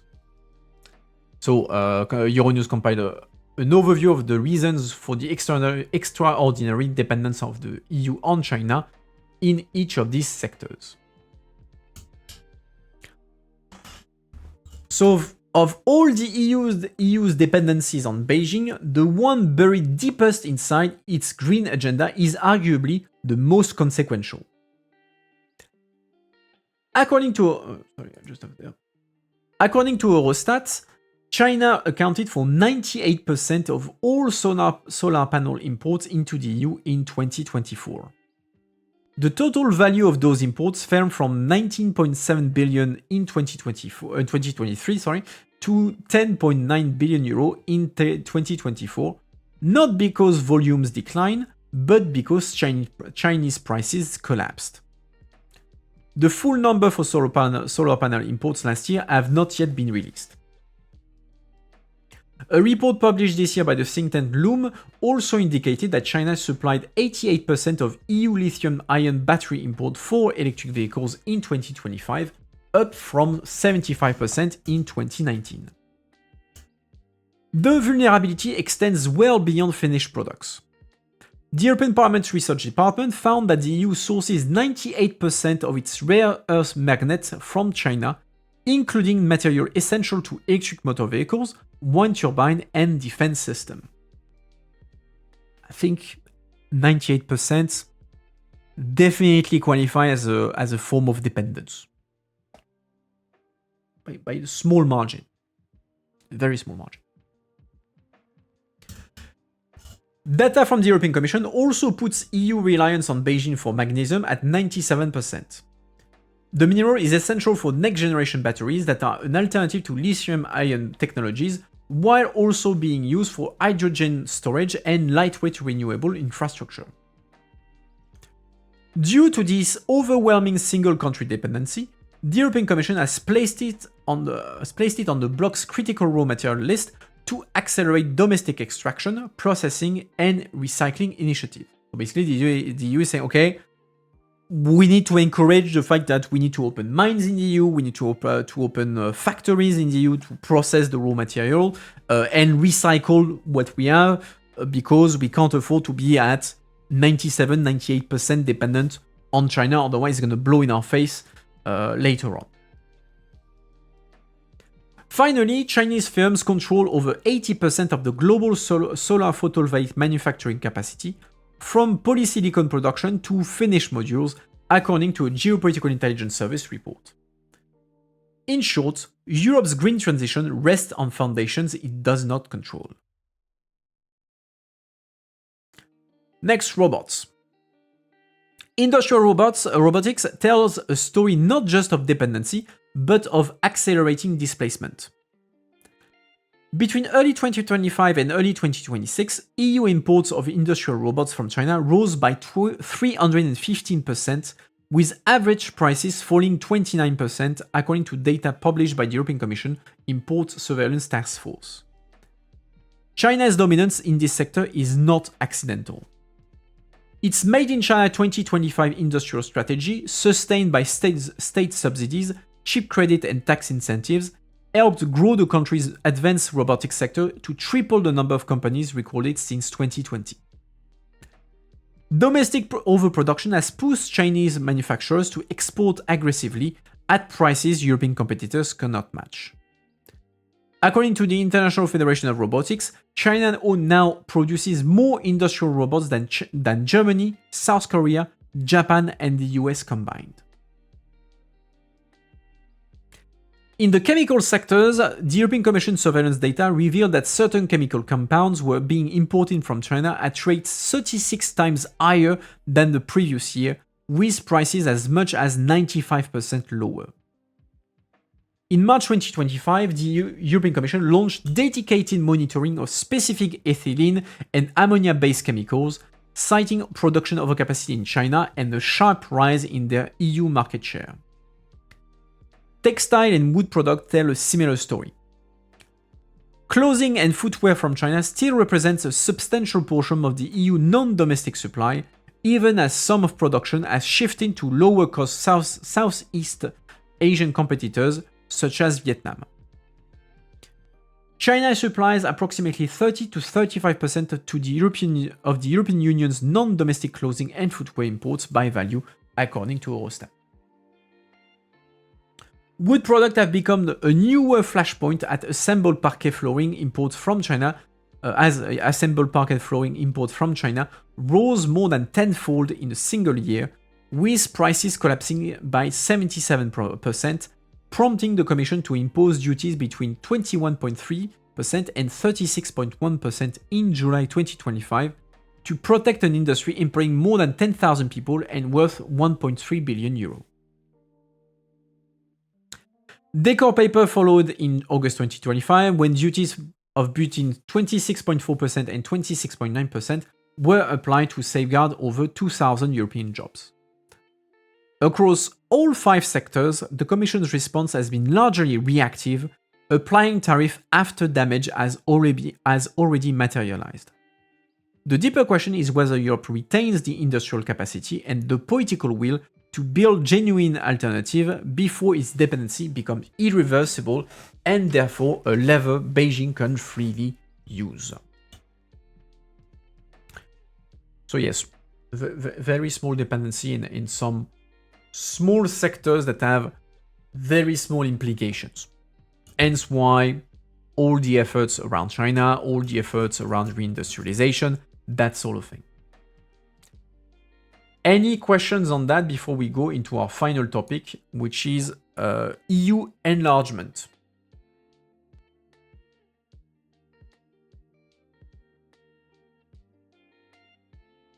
Just removing notification on the side. All right, we're good. I don't see any questions. Well then, let's go to enlargement. Hopla. So, you may be aware that despite everything, the EU is still a place a number of countries want to join. I know, crazy. Who would want to join the EU, seriously? Who in their right mind would do that? I ask you. And for today, we're gonna discuss about potentially two of those. One that is, actually I'm doing it in reverse. One that is already candidate and that is pretty far along, which is Albania, and one that kind of wanted to join the EU, They changed its mind, and now potentially is changing it again. Iceland. Iceland has been initially wanted, is not a member of the EU. But following the financial crisis in 2008, which basically wiped out the Icelandic banking sector, Iceland said, yeah, maybe we want to join the EU, and so they applied to join. 2013, change of government, and the new government, conservative, decided to freeze the process of the candidacy of Iceland to join the EU. Because it's not interesting, the impact on fisheries, etc., etc. So they froze the thing, and they even said at the time, we're even canceling the candidacy. In practice, it was never cancelled. Why? Because the government never actually notified the commission that it was removing its candidacy. Like, they make the statement, say, we're removing our candidacy, but they actually never sent the paperwork to the commission. So technically, ever since 2013, the process of adhesion of Iceland has been frozen. Nothing was happening. A couple of years ago, new change of government, and that new government said, well, actually, we want to re-explore that thing about joining the EU. Maybe that was kind of a bad idea to freeze the thing, so let's talk about it. And so they had the new government that said, okay, we are open to restart negotiation, and so at some point, probably 2027, we're going to do a referendum to ask Icelanders whether they want us to restart the process to join the EU. So normally there was a referendum that was planned for next year. Flash forward 2026, January 2026. You may remember there's a guy a bit orange across the pond that took a very, very deep fancy in Greenland, which is part of Denmark, so kind of European territory. So Trump wanted to take over Greenland, and for quite a few weeks refused to reject the possibility of taking Greenland by force. And when at Davos, after a few weeks, Trump finally announced that he was not going to use force to take over Greenland. It would be negotiation. During half of that speech, where Trump is explaining, okay, I want Greenland, but I won't use force. Half of the time, instead of saying Greenland, he says Iceland. So he's mistaking Greenland and Iceland constantly in that speech. And on top of that, he also names an ambassador to Iceland. And that ambassador, American ambassador to Iceland, around that time, finds nothing better to say than, well,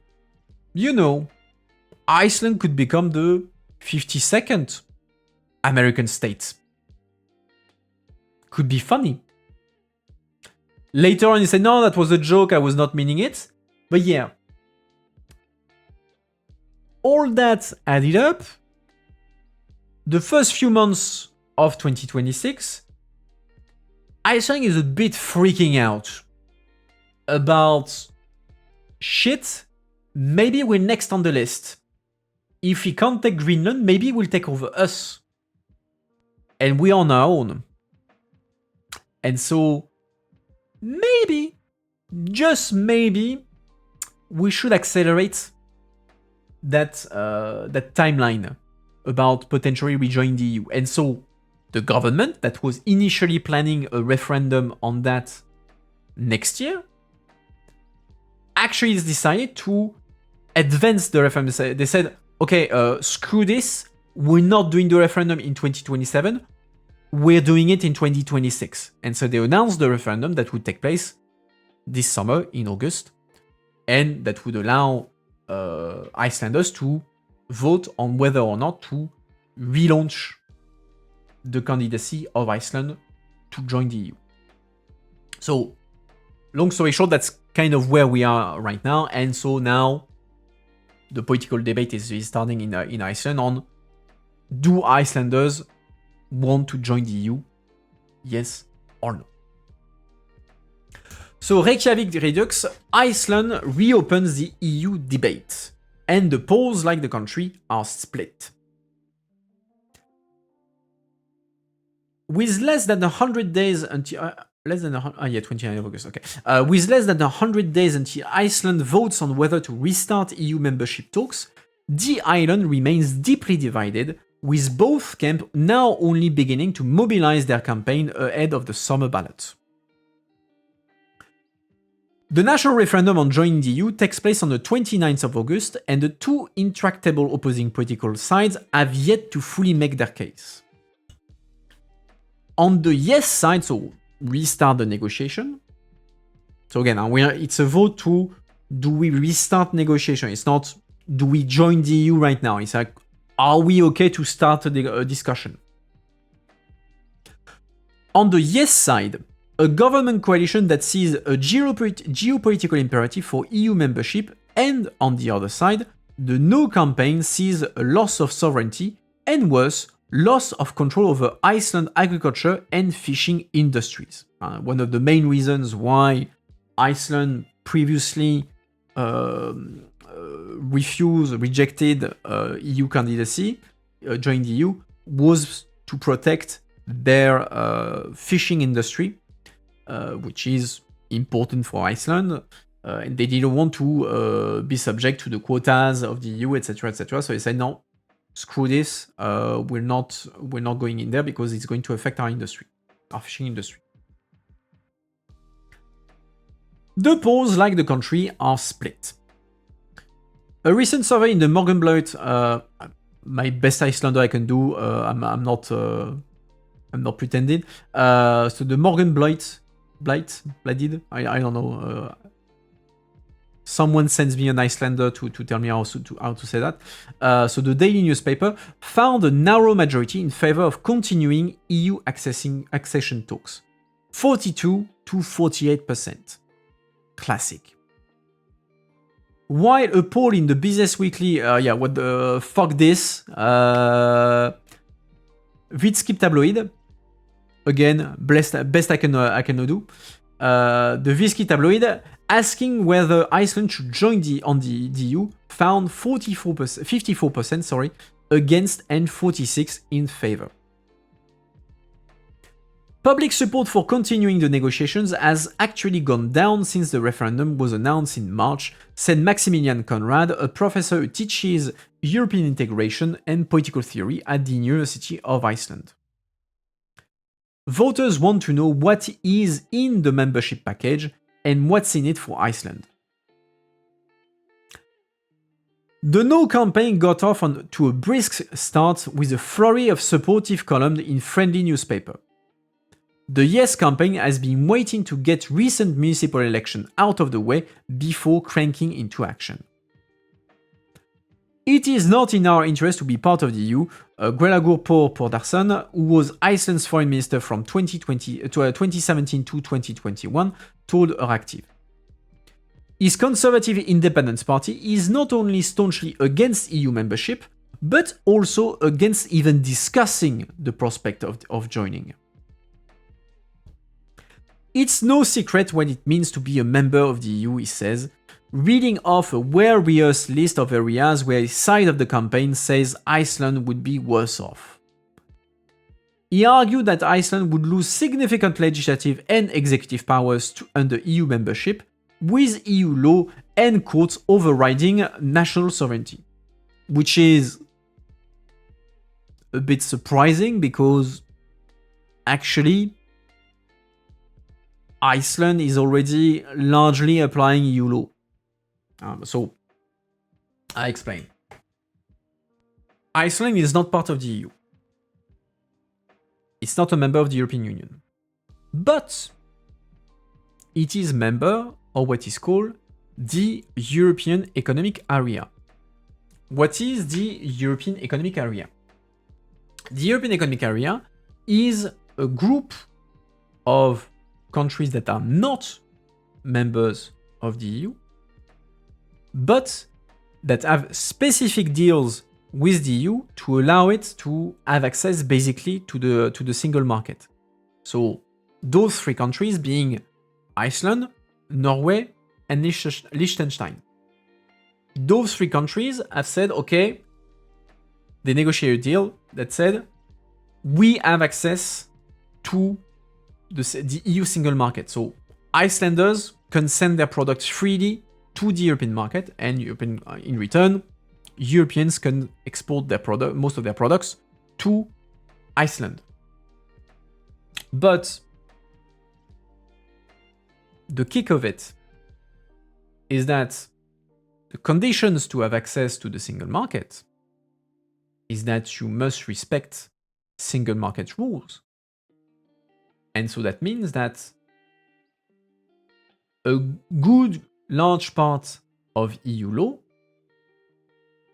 applies to the European Economic Area, because they have to align themselves with the rules of the single market. And that's why,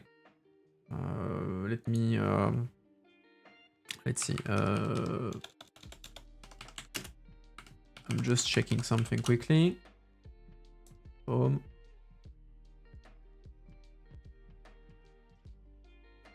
Okay, I'm taking one. This is a text of the DSA. So the digital, the digital single market. So all the European rules for tech and platforms and online services. Adopted 2022. So this is a EU law, European law. You read the title, regulation, blah, blah, blah, blah, blah, blah, blah, on the single market, machin, machin. Text with EEA relevance. What does that mean? That means that this text, or at least part of it, the countries of the EEA, Iceland, Norway, Liechtenstein, they have to respect those rules. And of course, these three countries, not being members of the EU, well, they don't get a vote. They don't have MEPs. They don't have commissioners. They don't have a seat at the council. They can send opinions if they want, but they're not participating to the negotiation. They're not part of the discussion. So they have to apply laws that they actually haven't decided themselves. Literally, and I'm double checking. I think it's a wide majority.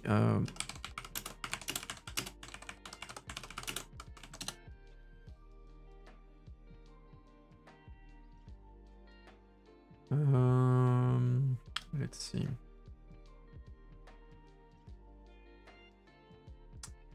I'm trying to find like the exact amount of rules that they have to respect. Basically, they have to respect everything that is single market, competition rules, environmental policy, social policy, competition rules, the four freedoms, that sort of thing, which is a good chunk of EU law. I can't find like the exact amount. Second try.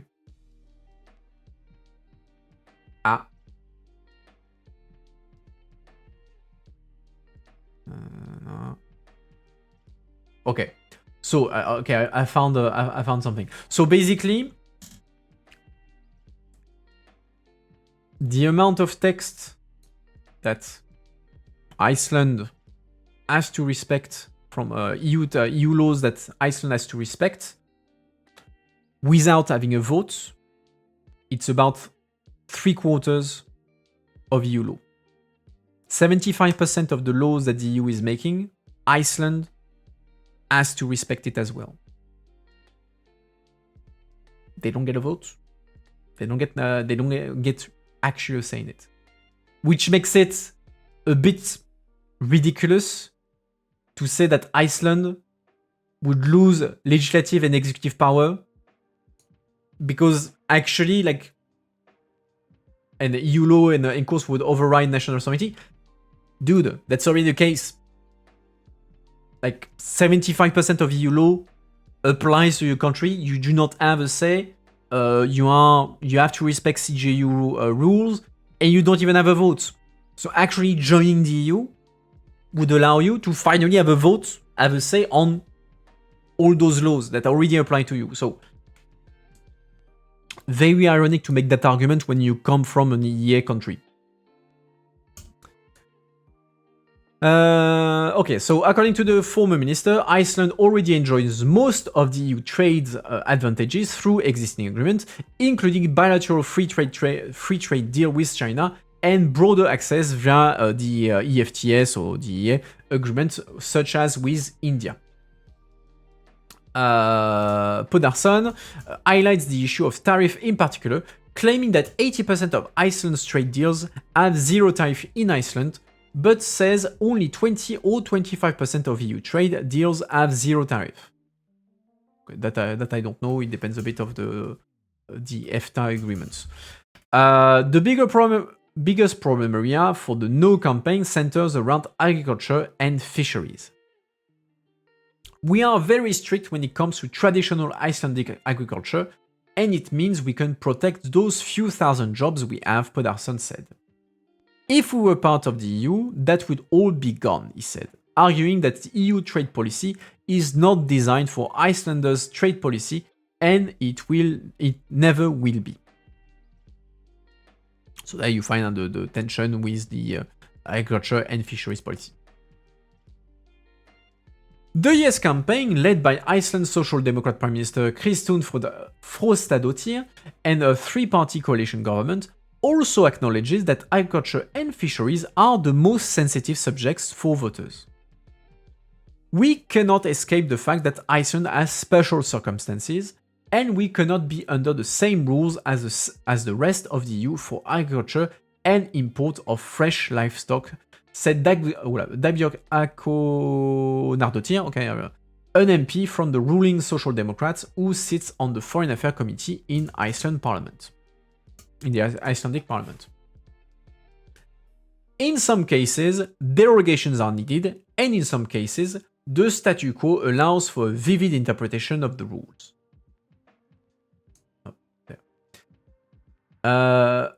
Akonardóttir pointed out that under the EU Common Agriculture Policy, there are special rules for Nordic countries which were brought in after Sweden and Finland joined in 1995.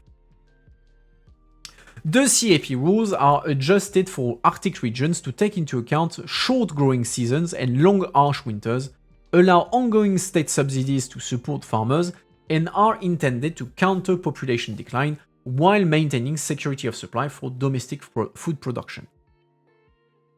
The Yes campaign argues Icelandic farmers would qualify for special Arctic exemption under the EU Common Agricultural Policy, rather than follow the same rules as producers elsewhere in the bloc. So they're pointing, okay, there's already derogation for the Nordic countries, there's no reason we would not benefit from those.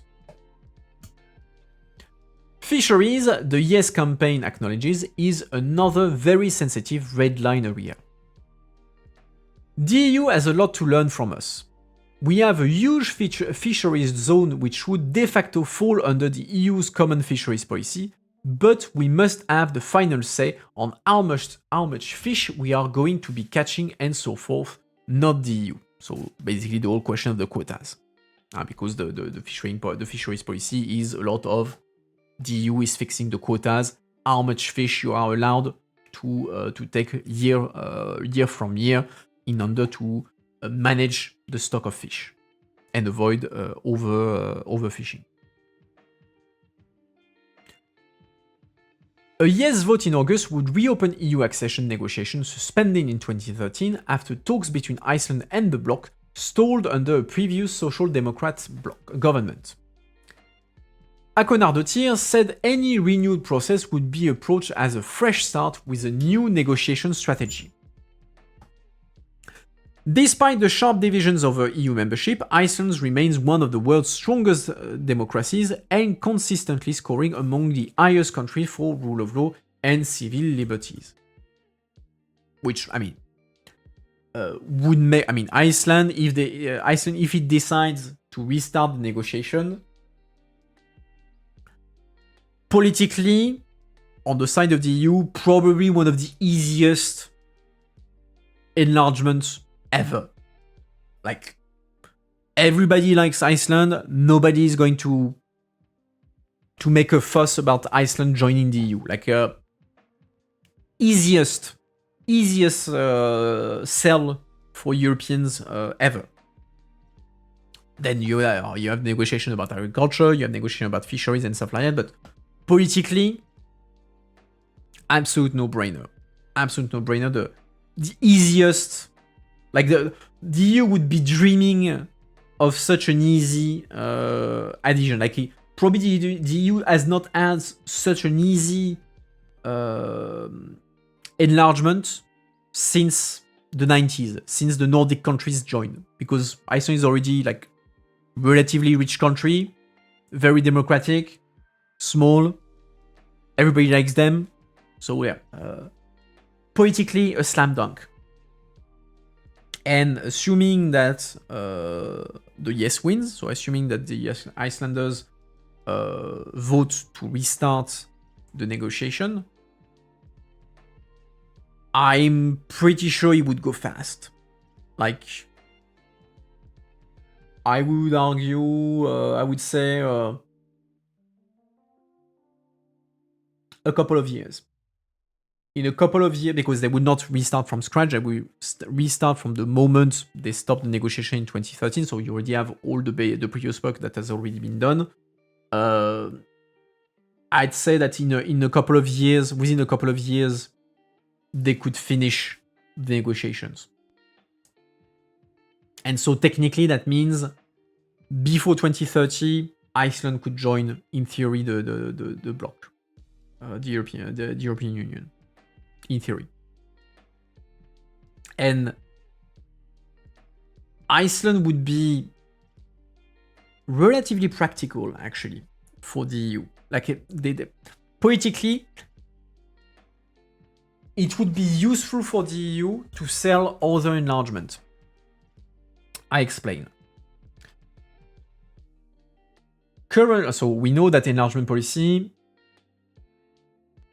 is a politically sensitive topic. Not all Europeans are necessarily so keen on enlargement. They have they're scared. Oh, it's a poorer country. They're going to take over. They're going to take away the monies from us, etc., etc. What about the corruption? What about everything, etc., etc. So pretty sensitive policy.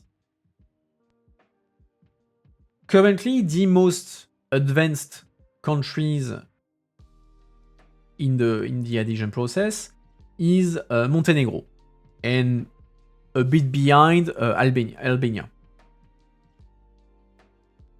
Iceland could be useful for the EU in the sense that, given that it would be a candidacy that could be dealt with very quickly. Like within a couple of years, you could probably finish a negotiation with Iceland. That means that you could package Iceland with other candidacies. Meaning that if you're aiming for a 2030 enlargement package, you could have Iceland, you could put together the candidacy of Iceland and Montenegro, or even Albania, and you sell that as a package. And that's useful because since everybody likes Iceland, Nobody has a problem with Iceland. And so you package that together, and you say, yeah, it's a package deal. All in or no one in.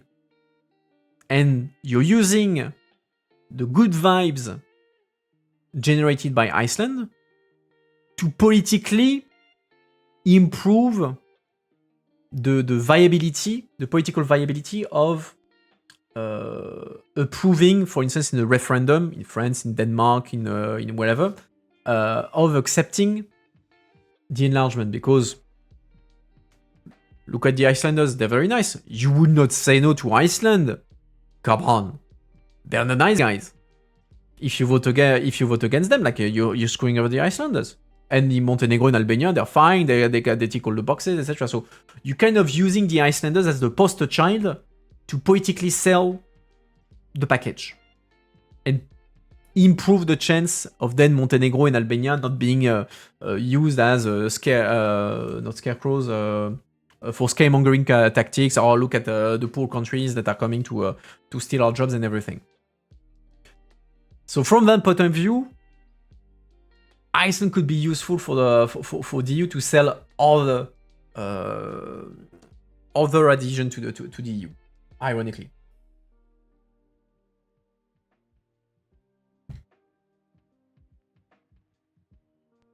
What else do I have to tell you on Iceland? I was going to tell you something else. I forgot. Probably nothing important. Any question on Iceland before we move on to Albania? On a completely different topic. Well, still enlargement, but we're talking about a different question of the enlargement policy.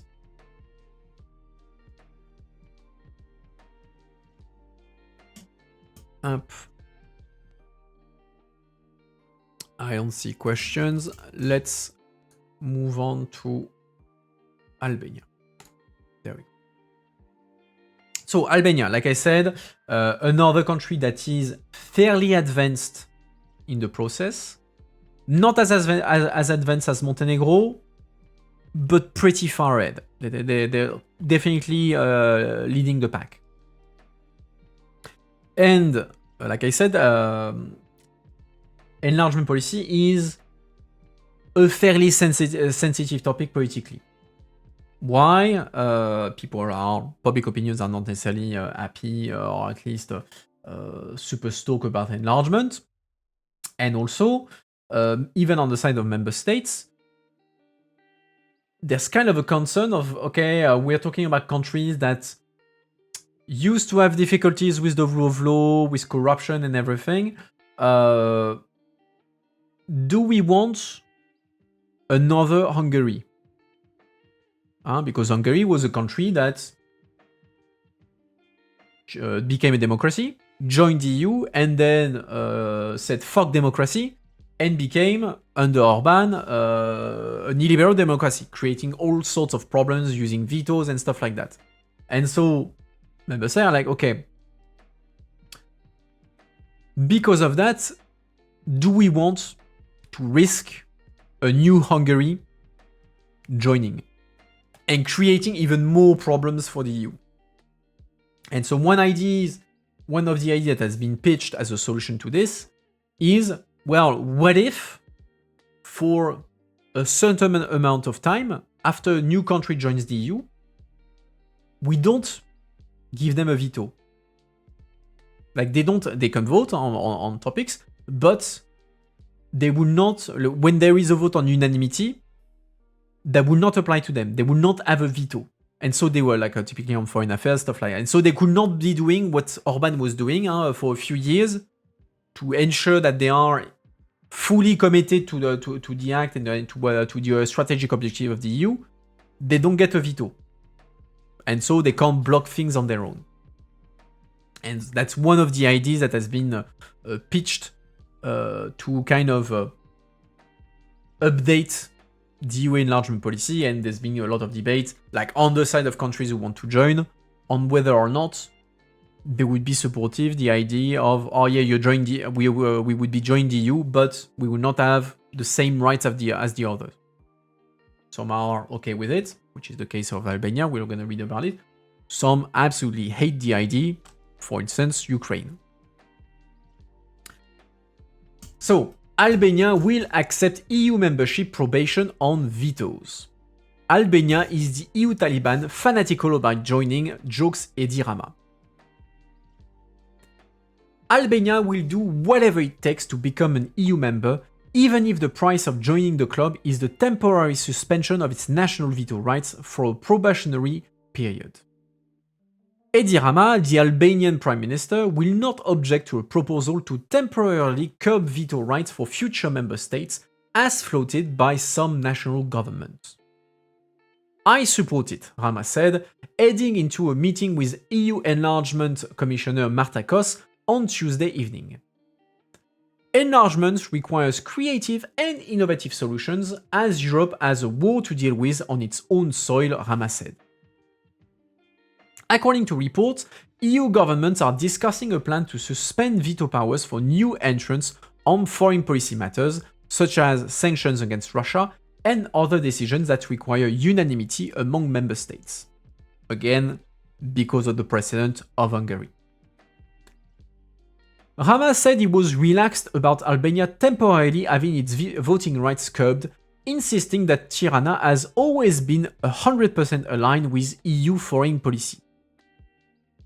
We will not waver, whatever it takes to get in, he said, describing Albania as the EU Taliban. Kos confirmed that a wide range of options, including the veto probation, will be discussed, though any safeguards would only bite hard if future member states were found in breach of EU rules. So basically saying, as long as we are playing by the rules, there's no reason for any of the safeguards to kick in. So there's not going to be consequences on us. Any move to limit voting rights would need to be carefully designed and temporary because EU treaty provisions on membership guarantee equal treatment. You can't have one country that is less a member than the other. Nevertheless, based on precedent, gradually phasing in new member states would not be a legal problem. New EU countries, mainly from poorer Central and Eastern countries, faced transitional restrictions after membership on freedom movement after all EU enlargement from 2004 onwards. Like for instance, after Poland joined the EU for a transition period that I don't remember how many years, they did not have full freedom of movement. Like Polish people could not like freely come to Western Europe if they wanted. We could not be invaded by the Polish plumbers. But it was a transition, and after the end of the transition, they got the same freedom of movement as all the other Europeans. Rama urged Brussels to move faster on enlargement across the board. It's a big bet to wait for the country's third presidential election without opening accession talks with Moldova, he said, referring to the EU's failure to formally open concrete accession negotiations with Chisinau because the country's progress has been tied to that of neighboring Ukraine. Again, you have a lot of EU enlargement that are packaged together. So, for instance, Ukraine and Moldova are packaged together. They can only move together. So, Moldova can only move ahead in its procedure to join the EU if Ukraine also moves ahead, which is creating issues because at the moment there's no problem with the Moldova process, but Ukraine was stuck because Orban was blocking the process, which meant that as a consequence, Moldova was also blocked because they are packaged together. And so this has like political consequences, and that's one of the recurrent debate in EU policy is that quite a few of these countries have been candidates for literally decades. Like some countries in the Balkans, they've been negotiating to join the EU for almost 20 years. And so 20 years where you're being told, yeah, you'll join at some point, well, you get fatigue in the sense that increasingly people in the country that want to join the EU are being fed up. They're like, okay, do you want us or you don't want us? Like, we've been discussing for 20 years. Either we in or we out at some point. Like, you have to commit. You can't just put us in the freezer for 10 years because it suits you politically. We want to join. We do the work. Do the work on your side as well. So there is growing frustration in the candidate countries, in the public opinion of candidate countries, because they feel like, okay, you're not into us as much as we are into you. So why should we do all the reforms that you're asking us to do if actually you don't want us to join? Be clear with us. Either you want us to join and you move fast, or not. And on the side of the member states, you have, of course, this pressure. But then on top of that, you have geopolitical concerns, because as the new countries are getting a bit fed up of being kept into the waiting line, you have others that are coming. You have Russia, you have China that is, hey, Balkan countries. You see, like, these Europeans, like, they don't like you, actually. Like, look at them. You've been negotiating for 20 years. And what do you have to show for it? Nothing. Come on. And they ask you, like, all these things, like you have to do reforms about corruption, about democracy, about these things, about you have to be aligned with their foreign policy. Yeah. Why bother? You want money? I've got money. And you know what? I give you the money without all those pesky corruption, democratic conditions. So, come with me. Drop the Europeans. Like, play with me. And so, if you open a map of Europe, you have this big hole in the middle of Europe, in the Balkans. And you have the member states who are saying, oh shit, because we're not moving on this, the Russians and the Chinese are jumping in there and trying to get them under their wing. And so we could have an enclave in the middle of Europe that is going full Russia and China. Hello. Going full Russia and China if we don't act. So they're pressured to move ahead on this, but at the same time, the public opinion is not necessarily stoked on the idea of EU enlargement.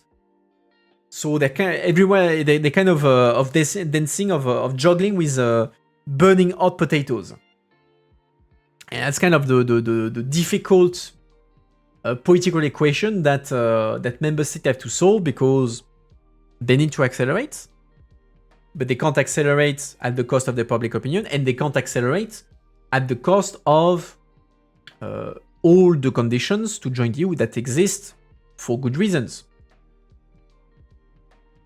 More and more, there's pressure building up around that. Where was I? Rama dismissed the idea of the EU needing to reform before expanding to new member states. It's not going to happen like this. It cannot happen like this, he said. Oh yeah, there it's another kind of worm, because you have a growing number of member states who say, okay, we agree that new member states need to come. New member states need to join. But if we're struggling already at 27, if we had 28, 29, 30, 32, 35, etc., if we increase the number of member states without changing the rules, we're just rushing towards paralysis. The EU won't be able to function because unanimity, because the difficulty to move together, etc., etc. So there is this push also from some member states of saying, okay, enlargement, sure, but we need to reform ourselves before, because we need to be ready to reform ourselves to be able to function at 30 or plus, because otherwise, if we get the new countries in, are we going to reform ourselves? Because every of the new members has their own requests, they all have their own vetoes, etc. So it's making the equation more and more complicated. And there, Albania, like Rama, is pushing back, saying, no, don't tell us that we need to wait for you to reform yourself before we join. We join, and then you can do the reform. Then no problem. You don't need to reverse the process. Did you read about the cyber attack? No, I didn't see that. I didn't see that. Oh wow, third of all Lithuanians. That's a good chunk of data indeed. When did that happen? I didn't see. I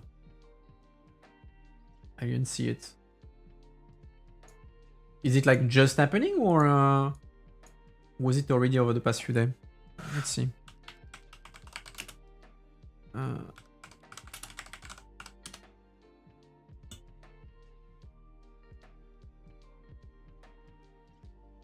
Okay, so it's from a couple of days. Lithuania one's mass data leak was work of foreign country.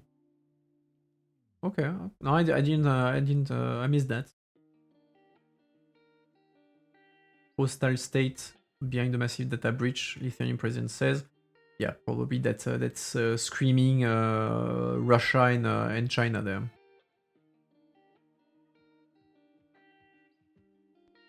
And so what did they hack?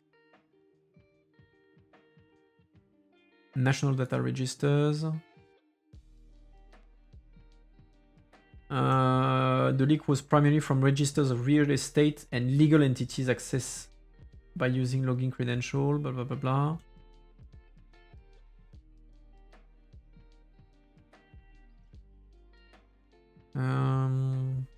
Checking quickly.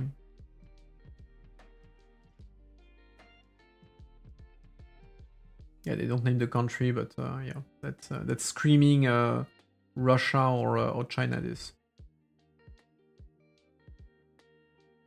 Okay, well, I didn't know.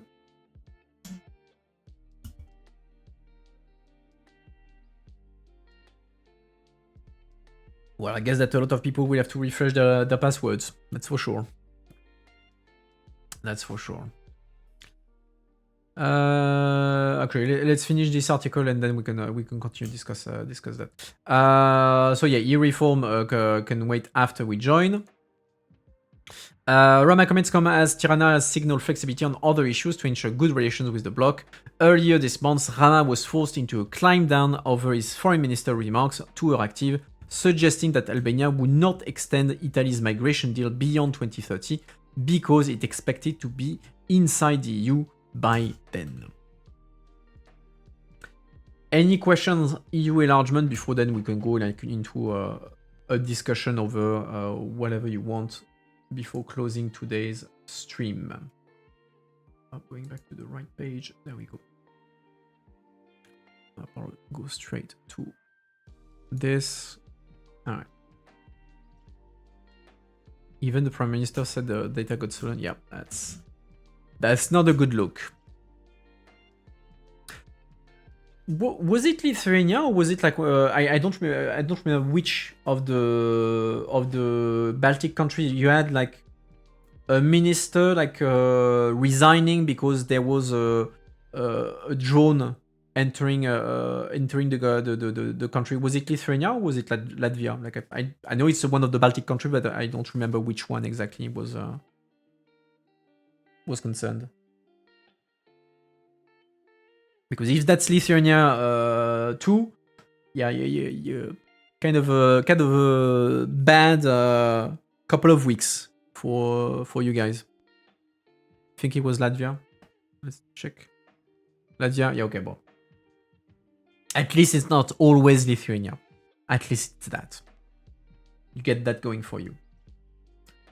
But yeah, still like 600,000 people. Data. That's not poggers. Not really.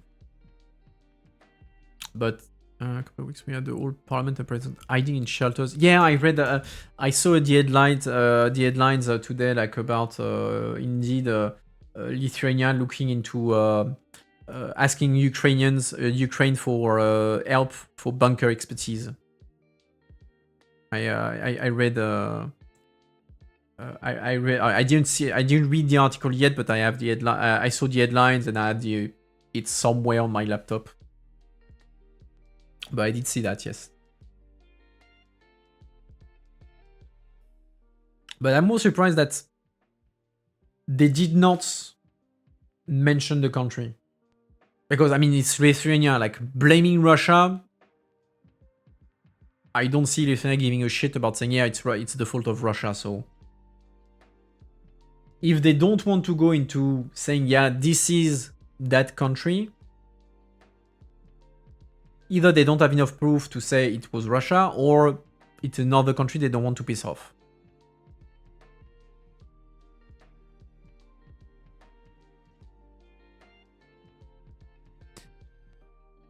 There was a funny moment on the national service where they played My Way by Frank Sinatra at the worst possible time during the drone attacks. Why? Like, what's the problem with My Way and... Like, instead of putting out warning messages, they were putting My Way, or there was something special about the fact that it was Sinatra's song? I don't get it.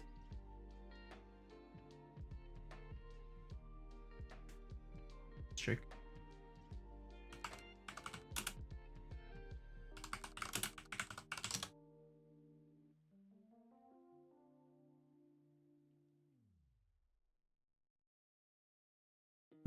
Let's see. No, I can't see any articles dealing with this. Bon. Anyway. Looking at the time, yeah, we're gonna close slowly and nicely. Any things that you want to discuss before I conclude? Last chance. Otherwise, I will start my conclusion and we will go have dinner.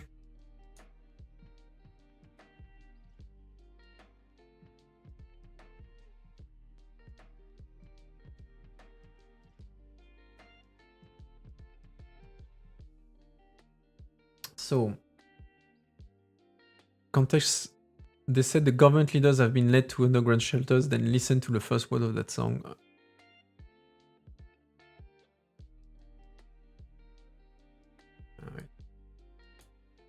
Alright. I'll check that. They got really mad. Oh, I guess that indeed people might have not taken well the idea. Oh yeah, well, leaders are going to bunkers, enjoy some music. In the meantime. Alright. Let's close for today. I have to eat and I have to pack a bag for tomorrow. So I hope that you enjoyed today's content. Next time I see you next week at the usual time. We are going back. This time I mean it. We are going back to the normal schedule. So Tuesday at 7 for the news review in English. Friday at 5 for the news review in French. What else do I have to tell you? Thanks for the follows. If you have a Prime lying around, do toss a coin to a streamer. That's always appreciated. Here's my socials, Discord, and all that jazz. What else do I have to tell you? Not much, I think. And so on this note, I wish you all a good end of the week, and I will see you either on Tuesday next week or on Friday for next adventures. Have a good one, guys. See you next time. Bye bye.